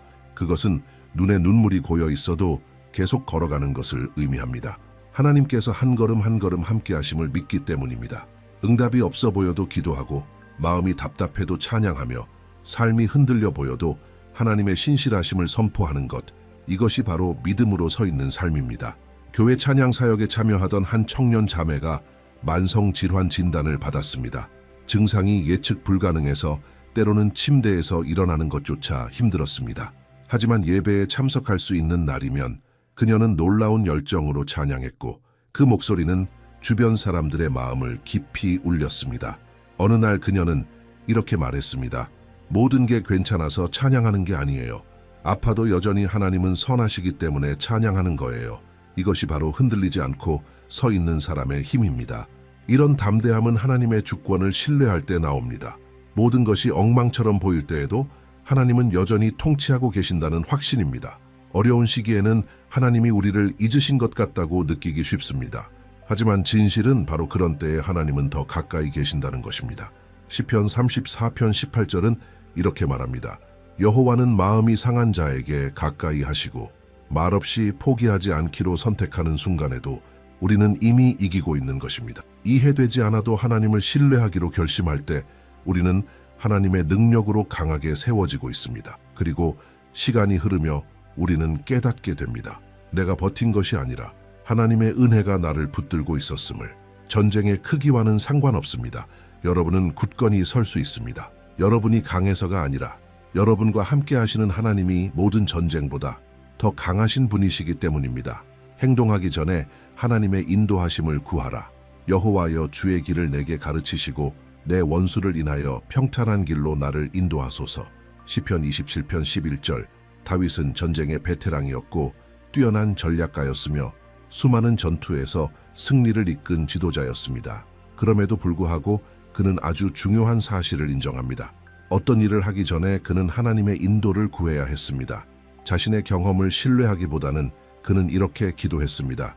여호와여 주의 길을 내게 가르쳐 주소서. 이 기도는 겸손과 의존의 표현입니다. 스스로 모든 것을 해결하려 들기보다 다윗은 하나님의 음성에 귀를 기울였습니다. 자신의 판단이 일시적으로는 옳아 보여도 참된 안전은 오직 하나님의 길 안에만 있음을 그는 알고 있었습니다. 우리가 행동하기 전에 하나님의 인도하심을 구할 때 수많은 실수, 후회, 불필요한 고통을 피할 수 있습니다. 우리는 얼마나 자주 기도하기 전에 결정을 내리는지 모릅니다. 관계를 선택하고 길을 정하고 말을 내뱉은 후에야 하나님께 여쭈어보지 않았네 하고 후회하게 됩니다. 하지만 좋은 소식이 있습니다. 방향을 바꾸는 것은 결코 늦지 않았다는 사실입니다. 우리가 자신의 한계를 인정하고 하나님의 길을 보여달라고 간구할 때 하나님은 반드시 응답하십니다. 그분은 지혜와 평안, 분명한 길을 우리 마음에 주십니다. 어느 날 교회의 한 형제가 2개의 직장 제안을 받았습니다. 하나는 연봉이 훨씬 높고 혜택도 아주 좋았지만 마음에 이상하게 평안이 없었습니다. 다른 하나는 조건이 단순했지만 설명할 수 없는 깊은 평안이 느껴졌습니다. 그는 기도로 방향을 구하기로 했고 금식하며 영적인 조언도 구한 뒤 2번째, 더 단순한 제안을 선택했습니다. 몇 달 후 1번째 회사는 위기에 빠져 대규모 해고를 단행했고 그는 이렇게 고백했습니다. 그때는 몰랐지만 하나님께서 미리 나를 지켜주신 것이었습니다. 하나님의 인도하심을 구한다는 것은 시간이 필요하고 인내가 요구됩니다. 응답이 당일에 오지 않을 수도 있습니다. 하지만 결국에는 옵니다. 어떤 때는 말씀을 통해, 어떤 때는 설교나 누군가의 조언을 통해, 또 어떤 때는 설명할 수 없는 평안으로 찾아옵니다. 중요한 것은 우리가 순종할 준비가 되어 있어야 한다는 것입니다. 하나님이 인도하시는 길이 우리가 예상한 것과 다를지라도 말입니다. 우리의 가장 완전한 본이신 예수님조차도 항상 아버지의 뜻을 구하셨습니다. 제자들을 선택하시기 전에도 밤새 기도하셨고 요한복음 5장 19절에서는 이렇게 말씀하셨습니다. 아들이 아무것도 스스로 할 수 없고 오직 아버지께서 하시는 것을 보아야 하느니라. 예수님도 하나님의 인도 없이는 움직이지 않으셨습니다. 그렇다면 우리는 더더욱 하나님의 방향이 필요합니다. 그러니 행동하기 전에, 결정하기 전에, 반응하기 전에 잠시 멈추세요. 기도하세요. 그리고 이렇게 간구하세요. 주님, 주의 길을 나에게 보이소서. 하나님의 길은 우리의 길보다 더 높고 더 안전하며 언제나 뜻이 담긴 길입니다. 하나님과의 친밀함을 삶의 최우선으로 삼으라. 내가 여호와께 바라는 한 가지 일, 그것을 구하리니 곧 내가 내 평생에 여호와의 집에 살면서 여호와의 아름다우심을 바라보며 그의 성전에서 사모하는 그것이라. 시편 27편 4절. 다윗은 수많은 전쟁에서 승리하고 왕으로서 부와 명예, 성공을 모두 누렸던 사람이었습니다. 하지만 그런 모든 성취보다 더 간절히 원했던 것이 하나 있었습니다. 하나님 곁에 있는 삶. 그는 그 모든 갈망을 단 하나로 요약합니다. 날마다 여호와의 임재 안에 거하는 것. 이것은 우리에게 중요한 메시지를 전해줍니다. 하나님과의 친밀함은 믿음의 부가 요소가 아니라 영적 삶의 중심이라는 것입니다. 우리 중 많은 사람들은 필요할 때 하나님을 찾습니다. 그것은 자연스러운 일입니다. 하지만 하나님을 단지 도움의 손길로만 찾는 것과 아버지이자 친구로, 사랑으로 그분의 임재 자체를 사모하며 찾는 것 사이에는 큰 차이가 있습니다. 다윗은 여호와의 아름다우심을 바라보기를 원했습니다. 이는 곧 하나님께서 무엇을 하실 수 있는지가 아니라 하나님 자체에 매료되었다는 뜻입니다. 하나님과의 친밀함은 시간, 진실함, 그리고 꾸준함으로 쌓아지는 관계입니다. 그 친밀함은 단순한 기도에서 시작되고 고요한 침묵의 시간에서 자라나며 하루 중 중얼거리는 찬양 속에서 깊어집니다. 우리가 하나님께 가까이 갈수록 우리의 마음은 하나님의 마음과 일치하게 됩니다.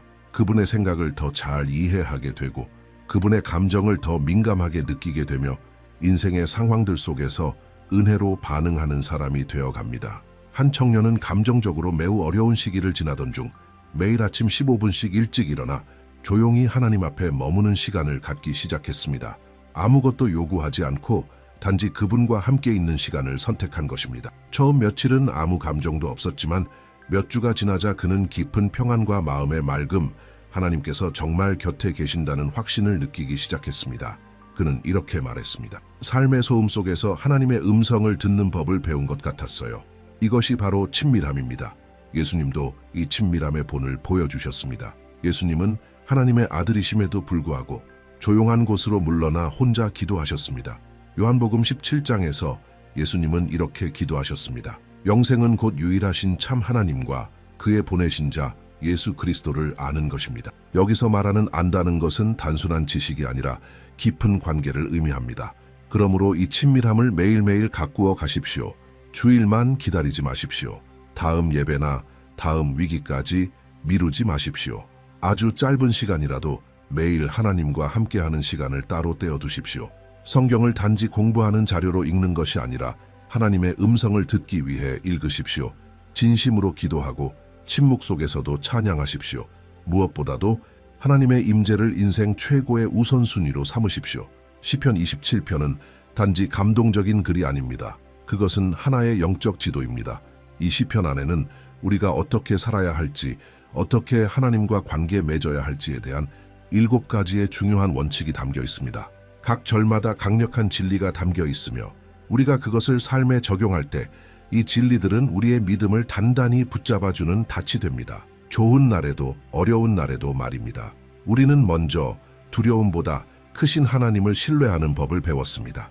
그분은 어둠 속에서도 우리를 밝히시는 빛이십니다. 그리고 이어서 하나님의 임재를 끊임없이 갈망하고 찾는 삶의 가치를 살펴보았습니다. 그것은 의무가 아니라 영혼 깊은 곳에서 솟아나는 갈망입니다. 우리는 또한 인내와 용기를 가지고 기다리는 것의 중요성을 배웠습니다. 하나님의 때는 언제나 완전하며 그분을 신뢰하는 자는 결코 헛되이 기다리지 않는다는 사실을 기억하게 되었습니다. 우리는 흔들리는 상황 속에서도 하나님의 선하심의 마음을 굳게 세워야 한다는 도전을 받았고 어려운 시기에도 주님의 신실하심을 붙들면 굳건히 설 수 있다는 진리를 배웠습니다. 그 후 행동하기 전 하나님의 인도하심을 구하는 삶의 지혜를 살펴보았습니다. 하나님의 길은 언제나 더 안전하고 더 깊은 목적을 담고 있다는 사실을 기억해야 합니다. 마지막으로 하나님과의 친밀함을 인생의 최우선으로 삼으라는 부르심을 받았습니다. 그것이야말로 우리의 믿음을 살아있고 깊이 있게 만드는 길이기 때문입니다. 이 7가지 원칙은 단순한 개념이나 이론이 아닙니다. 이것들은 하나님의 임재 안에서 경험하며 살아내는 실제적인 영적 계단입니다. 그것은 우리를 하나님께 더 가까이 데려가며 더 견고하고 더 희망 가득한 삶으로 이끌어줍니다. 이제 여러분에게 초대를 드립니다. 이 7가지 중 한 가지를 선택하여 이번 한 주 동안 의도적으로 실천해 보세요. 하나로 시작하십시오. 진심으로 살아내 보십시오. 그러면 성령께서 여러분의 내면에서 실제로 역사하시기 시작하는 것을 느끼게 될 것입니다. 여러분은 혼자가 아닙니다. 시편 27편의 하나님은 지금 이 순간에도 여러분과 함께 계십니다. 여러분을 가르치시고 인도하시며 날마다 강하게 세우고 계십니다. 모든 것이 불확실하게 느껴질 때 꼭 기억하세요. 시편 27편을 통해 감동을 주신 그 하나님은 여전히 여러분의 삶 위에 다스리고 계십니다. 어두운 때에는 빛이 되시고 무너질 때에는 피난처가 되시며 약할 때에는 힘이 되어주시는 분입니다. 그분의 임재를 갈망하는 것이야말로 여러분의 영혼에게 줄 수 있는 가장 귀한 선물입니다. 여호와를 의지하는 자는 시온 산과 같아서 흔들리지 아니하고 영원히 있음이로다. 시편 125편 1절. 흔들리지 마십시오. 신뢰하십시오. 기다리십시오. 그리고 무엇보다 하나님의 임재를 여러분의 신앙 여정 가운데 가장 귀한 보물로 삼으십시오. 이제 여러분께 부탁드립니다. 하나님께서 이 말씀을 통해 여러분에게 주신 한마디, 한 문장을 댓글로 남겨주세요. 아주 짧은 표현이라도 괜찮습니다. 그 고백이 다른 누군가의 기도에 대한 응답이 될 수 있습니다. 아직 구독하지 않으셨다면 지금 구독 버튼을 누르시고 알림을 설정해 주세요. 그래야 여러분의 영혼을 새롭게 하는 이러한 말씀을 매일 받을 수 있습니다. 매일을 위한 신선한 영적 양식으로. 하나님이 개입하실 때 모든 것이 변한다. 빌리 그레이엄. 우리 인생에는 모든 것이 통제 불가능해 보이는 순간들이 있습니다. 문이 닫히고 꿈이 무너지고 희망이 희미해지는 때 바로 그 순간에 하나님의 개입이 능력으로 나타납니다. 20세기의 가장 위대한 복음 전도자 중 한 명인 빌리 그레이엄이 한 이 말은 깊은 진리를 담고 있습니다. 하나님이 일하실 때 어떤 것도 예전 그대로 남아있지 않습니다. 하나님은 불가능을 간증으로 바꾸시는 전문가이십니다. 성경 전체에는 하나님의 단 한 번의 개입으로 인해 평범한 사람들이 놀라운 변화를 경험한 이야기가 가득합니다. 사라는 늙어서 아이를 낳겠다는 약속에 웃었지만 하나님이 개입하셨습니다. 요셉은 종으로 팔리고 억울하게 누명 쓰고 감옥에 갇혔지만 하나님이 개입하셨습니다. 나사로는 이미 죽은 지 나흘이나 되었지만 예수님은 나사로야 나오너라 하셨고 그는 살아서 나왔습니다. 왜냐하면 하나님이 개입하실 때 끝난 것처럼 보이는 것조차 새로운 시작이 되기 때문입니다. 하나님의 개입에 대한 믿음은 기독교 신앙에서 핵심적인 주제입니다. 하나님의 개입을 믿는다는 것은 그분이 우리의 여정을 단순히 지켜만 보시는 것이 아니라 그 여정에 적극적으로 함께 하신다는 것을 신뢰하는 것입니다. 이것은 단순한 낙관이 아니라 살아있는 믿음입니다. 우주를 창조하신 하나님이 멀리 계신 분이 아니라 지금 이 순간에도 우리의 삶 하나하나에 관심을 가지고 계신 분이라는 믿음입니다. 이 영상에서는 하나님이 우리의 삶에 어떻게 개입하시는지를 보여주는 9가지 핵심 원칙을 살펴볼 것입니다. 이 원칙들은 성경적이며 실제적이고 영적으로 깊이 있는 원리들로서 진정한 변화를 가져올 수 있습니다. 영상을 끝까지 시청하신다면 여러분은 영적으로 세워질 뿐만 아니라 더 큰 믿음, 더 깊은 헌신, 그리고 하나님의 역사하심에 대한 더 큰 기대감을 갖게 될 것입니다.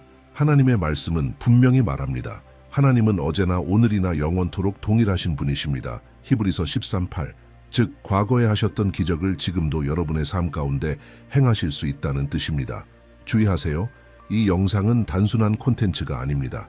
이것은 하나님의 마음에서 여러분의 마음으로 전해지는 메시지를 받을 수 있는 기회입니다.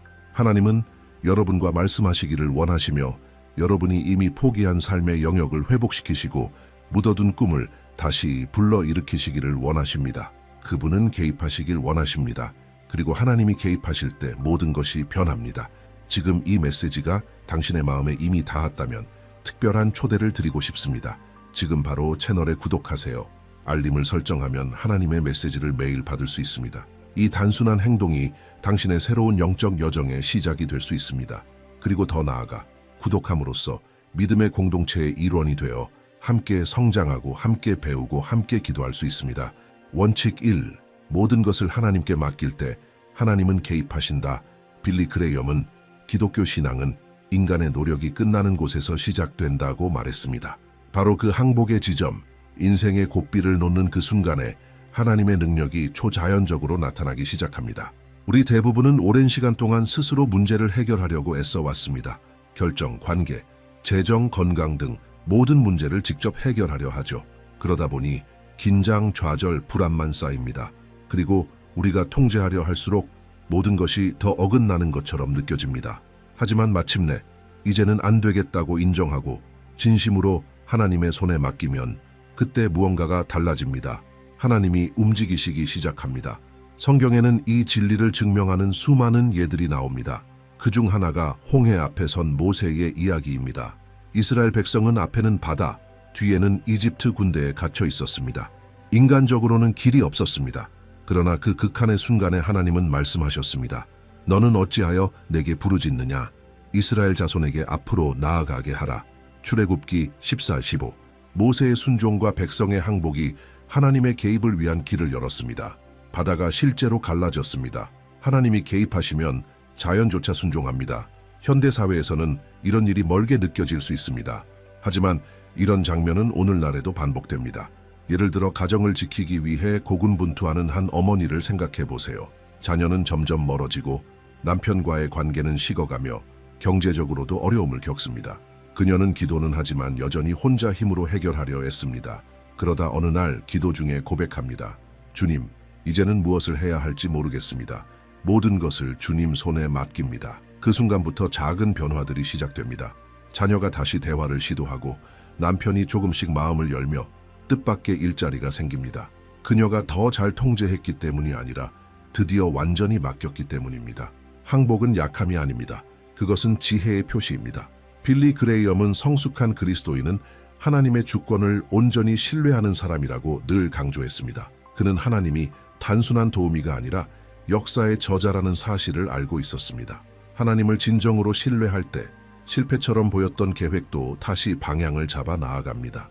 모든 것을 하나님께 맡긴다는 것은 믿음을 요구하지만 동시에 겸손도 요구합니다. 우리는 미래를 알지 못하지만 그 미래를 주관하시는 분을 알고 있다는 사실을 인정하는 겸손입니다. 그리고 우리가 그 사실을 더 빨리 깨달을수록 하나님의 자리를 대신하려 애쓰며 허비하는 시간은 줄어듭니다. 하나님이 개입하실 때 단지 상황만 바뀌는 것이 아닙니다. 우리의 마음도 바뀝니다. 그리고 많은 경우 변화는 우리 안에서부터 시작됩니다. 그래서 오늘 당신이 한계에 있다고 느낀다면 바로 그 지점이 하나님께서 일하시기 시작하시려는 순간일 수 있습니다. 더 이상 당신의 힘으로 싸우지 마세요. 무릎을 꿇고 진심으로 맡기고 믿으세요. 왜냐하면 하나님이 개입하실 때 우리는 구하거나 생각하는 모든 것을 훨씬 넘어서 이루시기 때문입니다. 에베소서 3:2 원칙 2.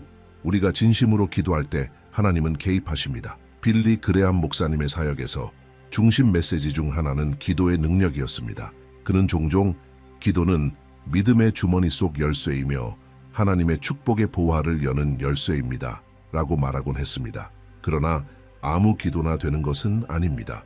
하늘의 관심을 끄는 기도는 마음 깊은 곳에서 나오는 진실한 기도입니다. 진심으로 기도한다는 것은 아름다운 말을 사용하는 것이나 정해진 형식을 반복하는 것이 아닙니다. 하나님 앞에서 진심으로 마음을 여는 것을 의미합니다. 마치 자녀가 아버지에게 말하듯이 하나님께 말하는 것입니다. 가식 없이, 두려움 없이, 조작 없이 하나님은 멋진 말에 감동하지 않으십니다. 그분은 깨어진 마음에 응답하십니다. 누가복음 18장에서 예수님은 두 사람이 기도하는 이야기를 들려주십니다. 교만한 바리새인과 회개한 세리, 오직 세리만이 의롭다 하심을 받았습니다. 기도를 더 잘해서가 아니라 진심으로 기도했기 때문입니다. 수년간 어떤 것을 놓고 기도하지만 진심으로 마음을 열어본 적이 없는 사람들이 있습니다.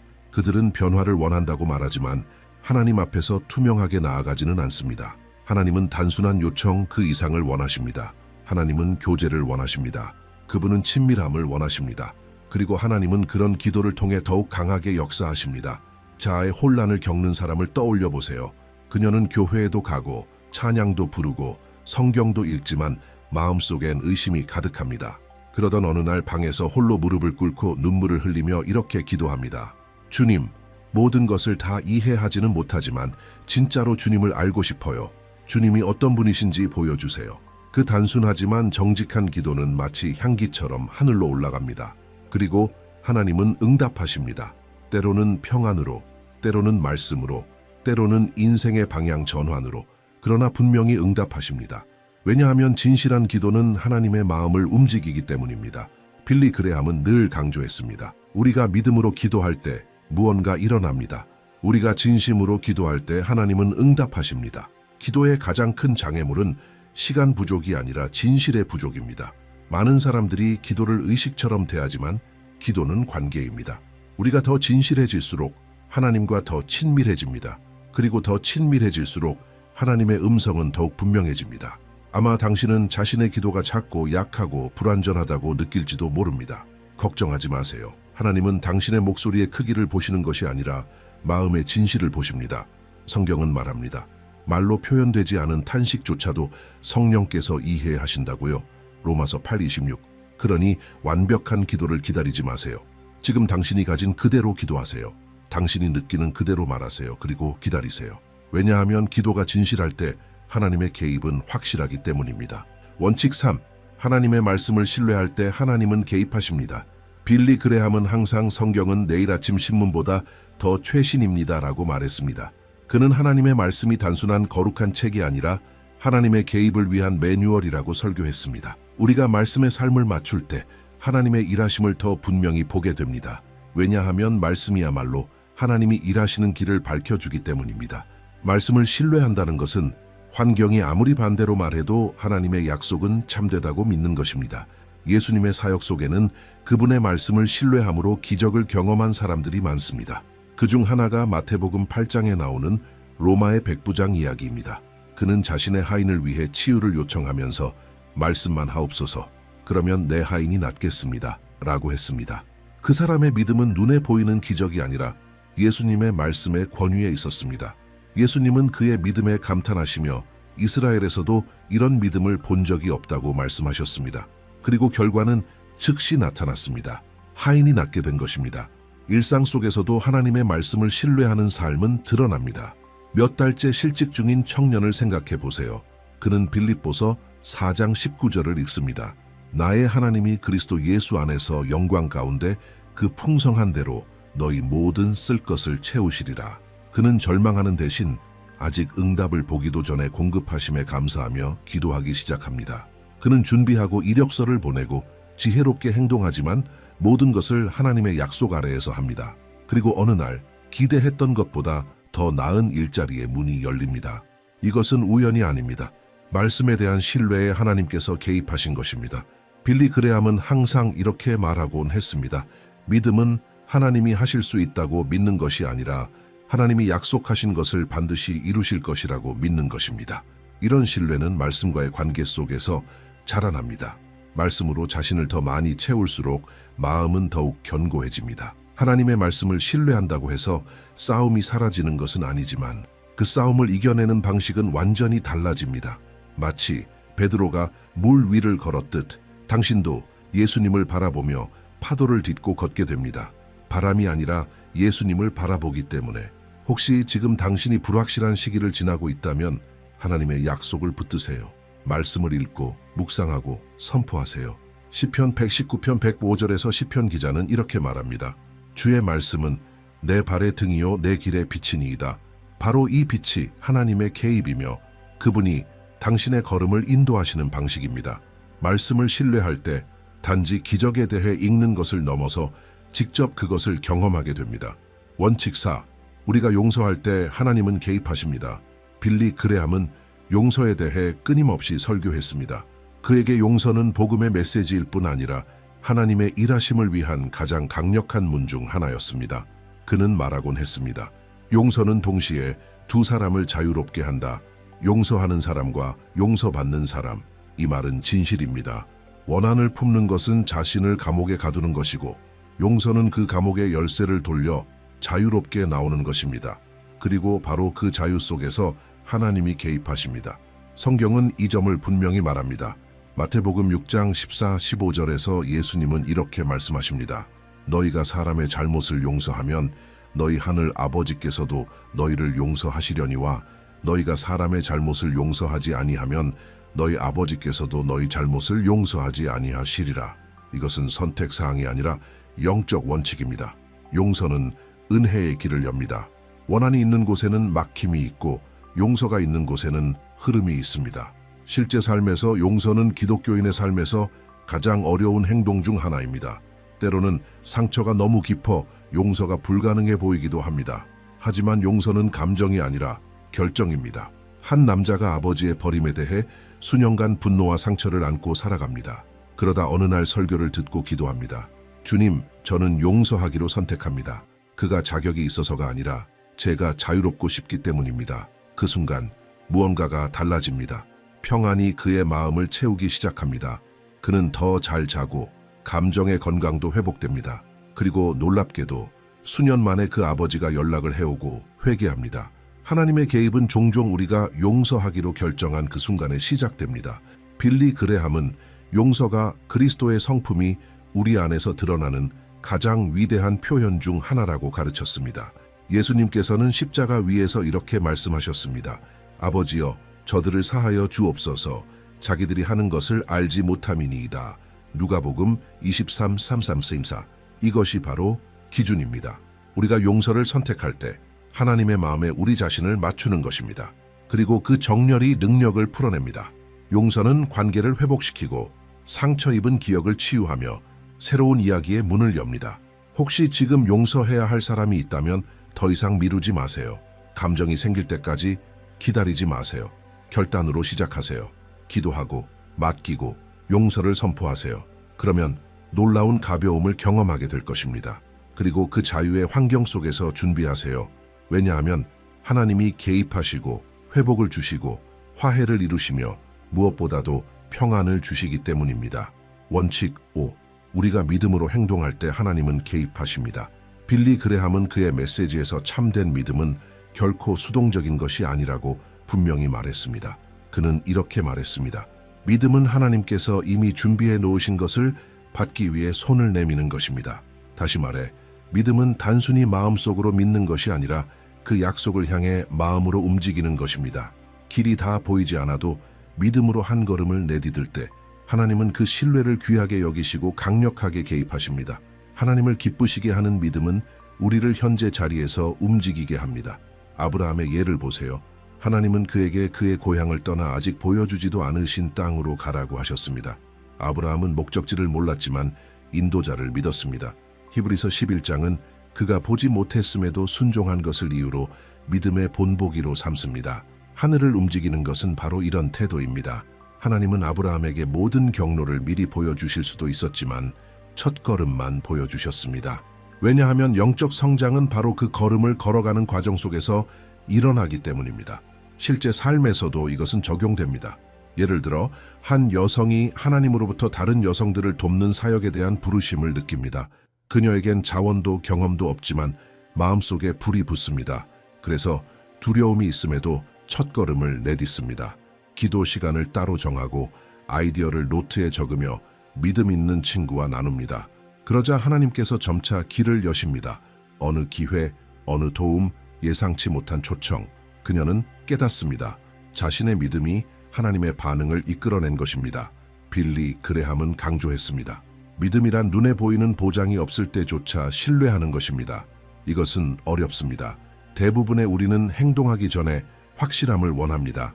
상황이 완벽하게 맞아떨어지길 바라고 통장에 돈이 있기를 원하며 위험이 적기를 바랍니다. 그러나 참된 믿음은 확신이 없는 상황에서 드러납니다. 마치 베드로처럼 배 밖으로 나가 물 위를 걷기로 결단하는 것입니다. 물론 그는 물에 빠졌지만 적어도 물 위를 걸었습니다. 나머지 제자들은 시도조차 하지 않았습니다. 당신은 하나님께서 일하시기를 구하면서도 믿음의 발걸음을 내딛지 않아 하나님의 개입을 보지 못한 적이 몇 번이나 있었는지 생각해 본 적 있나요? 우리는 종종 변화를 위해 기도하지만 정작 움직이지는 않습니다. 신뢰한다고 말하면서도 마비된 채 머무릅니다. 하나님의 개입을 이끄는 믿음은 행동하는 믿음입니다. 떨리면서도 두려움과 마주하고 다 이해하지 못해도 순종합니다. 그리고 바로 그 순종 속에서 하나님께서 나타나십니다. 이것이 지혜 없이 무작정 행동하라는 뜻은 아닙니다. 믿음은 무모함이 아닙니다. 그러나 믿음은 상황이 완벽하지 않아도 하나님과 함께 걷겠다는 의지입니다. 당신이 해야 할 일을 하면서 하나님께서 오직 그분만 하실 수 있는 일을 이루실 것을 신뢰하는 것입니다. 믿음은 씨앗을 심는 것과 같습니다. 뿌리가 자라는 것을 보지는 못하지만 그 일이 일어나고 있다고 믿는 것입니다. 그리고 때가 되면 열매는 반드시 나타납니다. 만약 지금 하나님께서 당신을 새로운 길로 부르고 계시는데 망설이고 있다면 지금이 바로 믿음으로 행동할 때일 수 있습니다. 지금 있는 그대로 시작하세요. 하나님께서 주신 재능을 사용하세요. 성령님께서 인도하실 수 있도록 마음의 공간을 여세요. 그리고 무엇보다 당신이 믿음으로 움직일 때 하나님께서도 함께 움직이신다는 것을 믿으세요. 하나님은 결코 실패하지 않으십니다.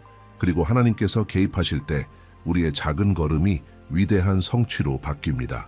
원칙 6. 우리가 거룩함을 추구할 때 하나님은 개입하십니다.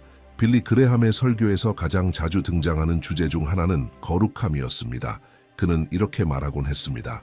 하나님은 완전함을 요구하시지는 않지만 깨끗하고 정결하며 온전히 헌신된 마음을 원하십니다. 다시 말해 거룩함은 종교적인 부담이 아니라 하나님과의 친밀함으로의 초대입니다. 우리가 깨끗한 마음으로 하나님께 가까이 갈수록 하나님의 강력한 개입을 더 분명히 경험하게 됩니다. 거룩함은 분리의 길입니다. 세상과 단절하는 것이 아니라 하나님으로부터 우리를 멀어지게 하는 모든 것으로부터의 분리입니다. 영혼을 더럽히는 습관, 생각, 행동, 관계를 내려놓는 것입니다. 하나님은 거룩하신 분이기에 그분과 함께 진정으로 걷기 위해서는 우리가 순결함을 선택해야 합니다. 베드로전서 1장 16절은 이렇게 말합니다. 내가 거룩하니 너희도 거룩할지어다. 이것은 제한이 아니라 하나님의 임재를 끌어들이는 삶의 방식에 대한 부르심입니다. 많은 사람들이 기적을 원하지만 여전히 죄와 타협하며 살아갑니다. 축복은 원하지만 변화는 원하지 않습니다. 빌리 그레함은 이렇게 단호히 말했습니다. 하나님은 죄를 축복하실 수 없습니다. 이는 하나님이 냉정하거나 차가운 분이기 때문이 아니라 죄가 하나님의 역사하심을 가로막는 장벽이 되기 때문입니다. 반대로 거룩함은 하늘이 일할 수 있도록 공간을 여는 열쇠입니다. 어떤 청년이 있다고 상상해 보세요. 그는 숨겨진 중독과 싸우고 있습니다. 교회에서 봉사하고 겉으로는 경건해 보이지만 내면에서는 자신이 묶여 있다는 것을 알고 있습니다. 그러던 어느 날 거룩함에 대한 메시지를 듣고 결단합니다. 죄를 고백하고 도움을 요청하며 삶을 바꾸기로 합니다. 그 과정은 쉽지 않지만 순결의 한 걸음 한 걸음마다 그는 점점 더 힘을 얻고 평안을 누리며 방향을 발견합니다. 그러자 문들이 열리기 시작하고 생각이 맑아지고 관계도 회복되기 시작합니다. 이것은 마법이 아닙니다. 하나님의 임재가 회복된 삶에서 자연스럽게 일어나는 결과입니다.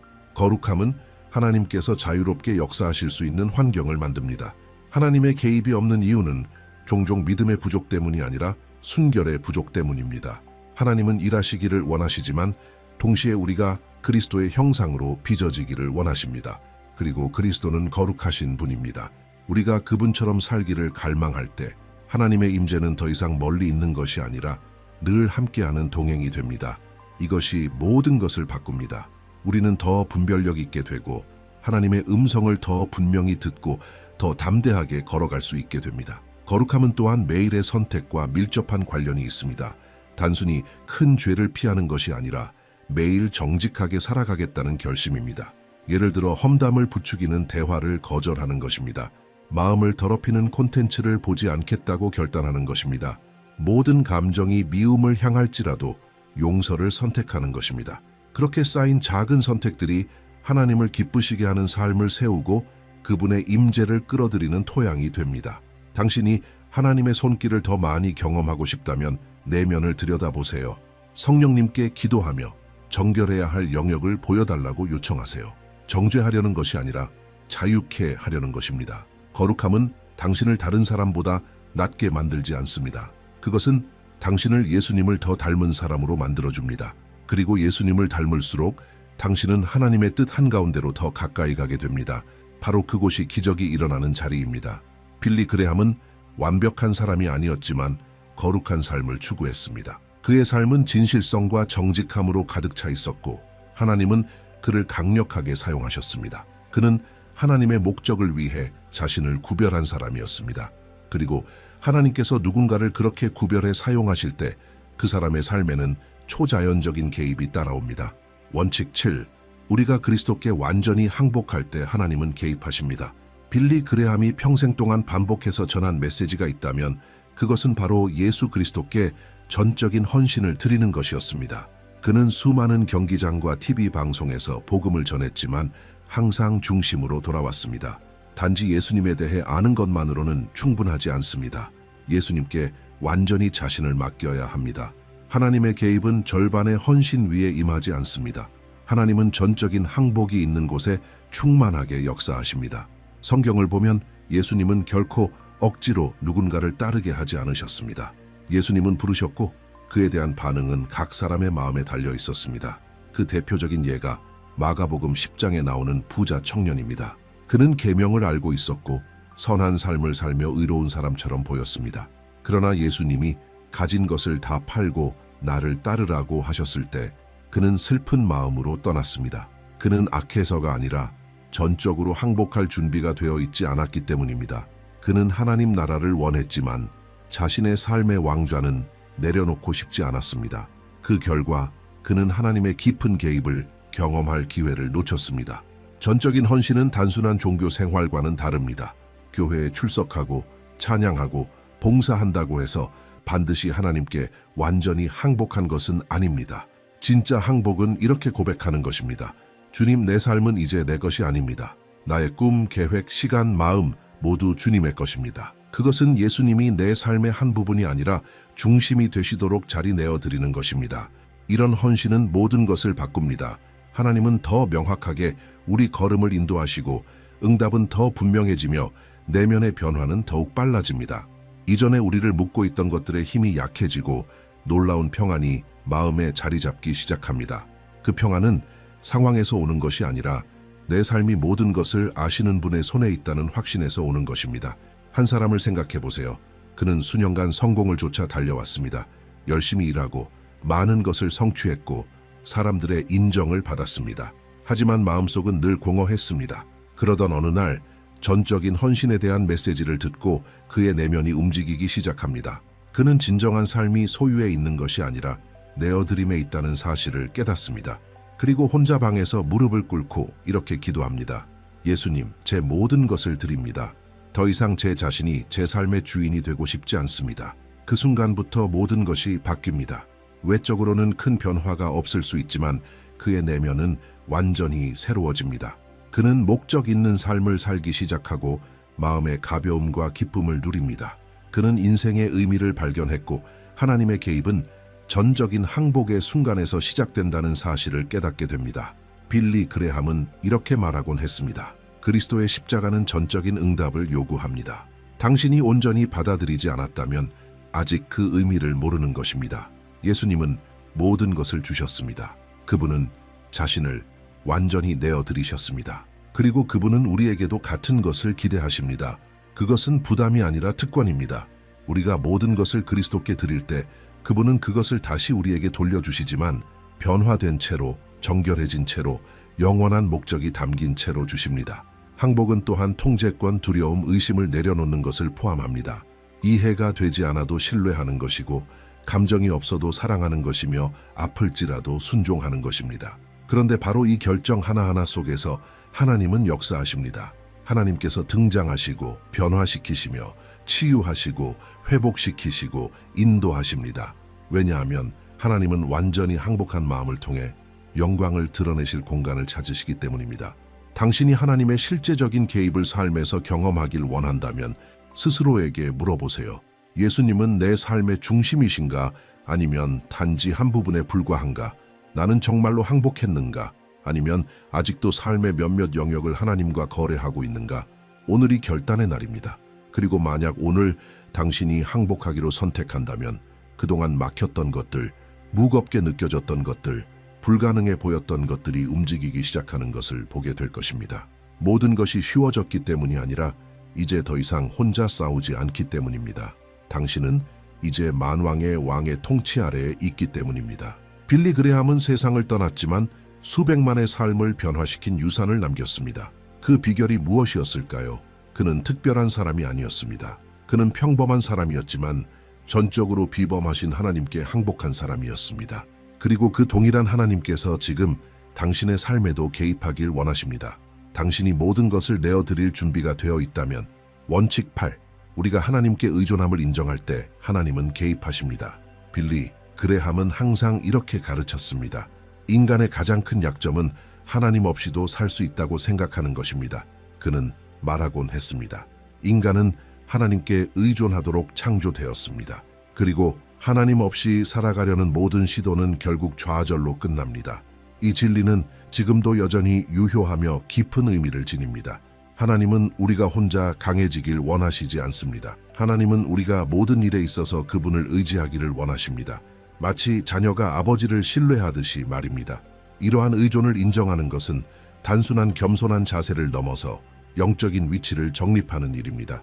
우리는 삶의 모든 영역에서 하나님이 필요하다는 것을 인정할 때 하나님께서 그 영역들의 방향과 공급 그리고 힘을 가지고 들어오실 수 있는 자리가 열립니다. 고린도후서 12장 9절에서 하나님은 이렇게 말씀하십니다. 내 은혜가 내게 족하도다. 이는 내 능력이 약한 데서 온전하여짐이라. 즉 우리가 우리의 한계를 더 잘 인식할수록 하나님의 능력이 더 분명하게 드러나기 시작합니다. 하나님과 함께 살아가는 것과 자기 힘으로 살다가 모든 것이 무너졌을 때 도움을 구하는 것은 분명히 다릅니다. 하나님은 당신의 삶 주변에 계시는 분이 아니라 중심에 계시기를 원하십니다. 예를 들어 가정의 위기를 겪고 있는 한 여성이 인간적인 방법으로 수많은 해결책을 시도하지만 진정한 변화는 오직 그녀가 하나님 앞에 무릎을 꿇고 이렇게 고백할 때 시작됩니다. 주님, 저는 할 수 없지만 주님은 하실 수 있습니다. 그 순간부터 하나님의 개입이 시작되는 것입니다. 왜일까요? 의존함이 인정되었기 때문입니다. 빌리 그레함은 결코 자신을 위대한 하나님의 사람으로 내세우지 않았습니다. 오히려 그는 이렇게 말하곤 했습니다. 나는 단지 은혜로 구원받은 죄인일 뿐입니다. 이 의식은 그의 마음을 언제나 올바른 자리에 두게 했습니다. 어쩌면 이것이 오늘날 기적을 필요로 하는 많은 사람들에게도 열쇠가 될 수 있습니다. 나 혼자서는 충분하지 않다는 것을 인정하는 것. 좋은 소식은 우리가 자신의 연약함을 인정할 때 하나님은 자신의 능력을 드러내신다는 것입니다. 하나님은 겸손한 마음, 그리고 그분을 전적으로 의지하려는 태도를 가진 사람에게 개입하십니다. 원칙 9. 우리가 목적을 따라 살 때 하나님은 개입하십니다. 빌리 그레함에게 있어 그리스도인의 삶은 단지 교회에 가거나 죄를 피하는 것이 아니었습니다. 그는 이렇게 말했습니다. 하나님은 각 사람을 위한 계획을 가지고 계십니다. 그리고 그 계획 속에서 사는 것보다 더 큰 기쁨은 없습니다. 당신이 하나님의 목적을 발견하고 그것을 껴안을 때 당신은 하늘의 뜻과 정렬되기 시작합니다. 그리고 그 순간부터 하나님의 개입은 지속적이고 실제가 됩니다. 목적을 따라 산다는 것은 당신이 이 땅에 존재하는 이유가 영원한 의미를 가지고 있다는 것을 아는 것입니다. 당신이 가진 재능, 살아온 경험들, 지금 마주한 도전들, 그 모든 것은 우연이 아닙니다. 그것은 더 크고 깊은 하나님의 계획 안에 있습니다. 그리고 당신이 이렇게 기도할 때 주님, 제 삶을 주님 마음대로 사용해 주세요. 하나님은 본격적으로 일하시기 시작합니다. 결정을 인도하시고 옳은 문을 여시며 잘못된 문은 닫으시고 보호하시고 공급하시고 변화시키십니다. 왜냐하면 이제 당신은 자신을 위해 사는 것이 아니라 하나님을 위해 살고 있기 때문입니다. 예를 들어 한 여성이 노인들을 돌보는 사명을 발견했다고 상상해 보세요.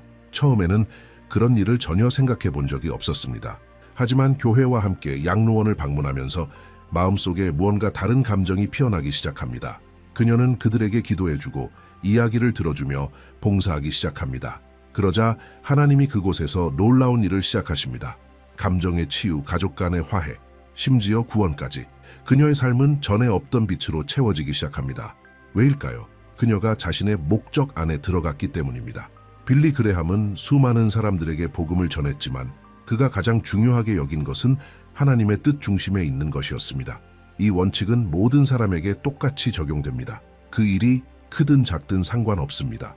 중요한 것은 하나님께서 왜 당신을 이 땅에 두셨는지를 발견하고 그 목적을 따라 사는 것입니다. 그렇게 살기 시작하면 축복을 쫓아다닐 필요가 없습니다. 당신은 이미 하나님이 준비하신 흐름 속에 살고 있기 때문입니다. 그리고 그 자리에서는 하나님의 개입이 매일같이 지속적으로 그리고 깊은 의미 속에서 일어납니다. 이 영상에서 우리는 하나님께서 우리의 삶에 개입하시도록 자리를 내어드릴 때 얼마나 강력하고 변화를 일으키는 방식으로 역사하시는지를 함께 되돌아보았습니다. 이것은 종교적인 공식에 관한 것이 아니라 모든 것의 중심에 하나님을 두려는 마음의 태도에 관한 것입니다. 우리는 하나님께서 우리가 통제권을 넘겨드릴 때, 진심으로 기도할 때, 그분의 말씀을 신뢰할 때, 진정으로 용서할 때, 믿음으로 행동할 때, 거룩함을 추구할 때, 그리고 무엇보다도 그리스도께 완전히 항복할 때 개입하신다는 것을 보았습니다. 또한 우리는 하나님께서 우리가 우리의 전적인 의존을 인정하고 목적을 가지고 살기로 선택할 때 역사하신다는 것도 배웠습니다. 이러한 원칙들 하나하나는 하나님의 마음을 보여주며 우리가 이 땅에서 헌신, 믿음, 순종으로 반응할 때 하늘이 움직인다는 것을 알려줍니다. 이 모든 것은 이론이 아닙니다. 실제로 살아내야 할 진리입니다. 그리고 당신은 오늘부터 시작할 수 있습니다. 어쩌면 이 원칙들 중 하나가 당신의 마음에 더 크게 다가왔을지도 모릅니다. 어쩌면 당신은 지금까지 모든 것을 혼자 하려 했다는 것을 깨달았거나 누군가를 용서해야 한다는 것을 느꼈을 수도 있고 아니면 이제 정말로 예수님께 완전히 드려야 할 때가 왔다고 느꼈을지도 모릅니다.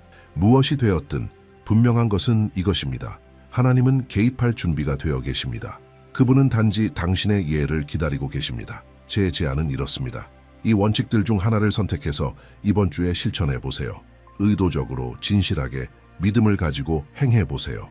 당신은 하나님께서 헌신된 마음을 통해 그분의 뜻에 맞게 어떤 일을 하실 수 있는지 보고 놀라게 될 것입니다.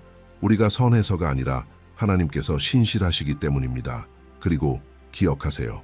하나님께서 개입하시면 모든 것이 변합니다. 여기까지 온 것은 하나님께서 당신의 내면에서 무언가를 일으키고 계신다는 신호입니다. 그분의 말씀과의 만남은 결코 우연이 아닙니다. 우리가 함께 나눈 각 원칙은 단순한 정보가 아니라 변화로의 부르심입니다. 당신이 이 말씀들을 듣고 있는 것도 우연이 아닙니다. 성령님께서 역사하고 계시며 아마 당신은 이미 그것을 마음속 깊이 느끼고 있을지도 모릅니다. 당신을 생각하게 만드는 그 불안함, 변화하고 싶은 그 마음, 다시 살아난 그 희망, 이 모든 것이 하나님께서 이미 개입하시기 시작하셨다는 증거입니다. 빌리 그레함은 이렇게 말하곤 했습니다. 하나님은 누구든지 어디서든지 그분께 완전히 드려진 사람을 사용하실 수 있습니다. 당신의 과거, 현재의 상태, 한계는 중요하지 않습니다. 당신이 항복하고 신뢰하며 믿음으로 행동하고 목적을 가지고 살기로 결단할 때 하늘은 당신을 위해 움직입니다. 모든 것을 이해할 필요는 없습니다. 시작하기 위해 필요한 것은 단 한 걸음입니다. 그리고 그 첫 걸음은 이렇게 말하는 것입니다. 주님, 제 삶에 개입해 주세요. 주님을 신뢰합니다. 진심으로 그렇게 고백해 보세요. 그러면 하나님께서 오직 그분만이 하실 수 있는 일을 행하실 것입니다. 그리고 이 여정을 마치며 이사야 43장 19절에 영원한 약속을 당신에게 전합니다. 보라, 내가 새 일을 행하리니 이제 나타날 것이라. 너희가 그것을 알지 못하겠느냐? 반드시 내가 광야에 길을, 사막에 강을 내리니. 그렇습니다. 하나님께서 개입하시면 광야에서도 생명이 솟아납니다. 이제 아래 댓글란에 창의적이고 격려가 되는 글을 남겨보세요. 이 영상에서 무엇이 가장 당신에게 와닿았는지 나눠보시거나 하나님의 개입을 갈망하는 다른 이들에게 용기의 말을 적어보세요. 그리고 잊지 마세요. 채널 구독, 알림 설정, 다음 영상도 꼭 확인하세요. 다음 주제는 당신의 영적 여정을 더 깊이 있게 만들어줄 것이며 더 분명한 믿음과 하나님의 친밀함 가운데 걷도록 도와줄 것입니다. 지금 바로 화면에 뜨는 영상을 클릭하세요. 그리고 하나님의 임재로 계속 변화되어 가세요.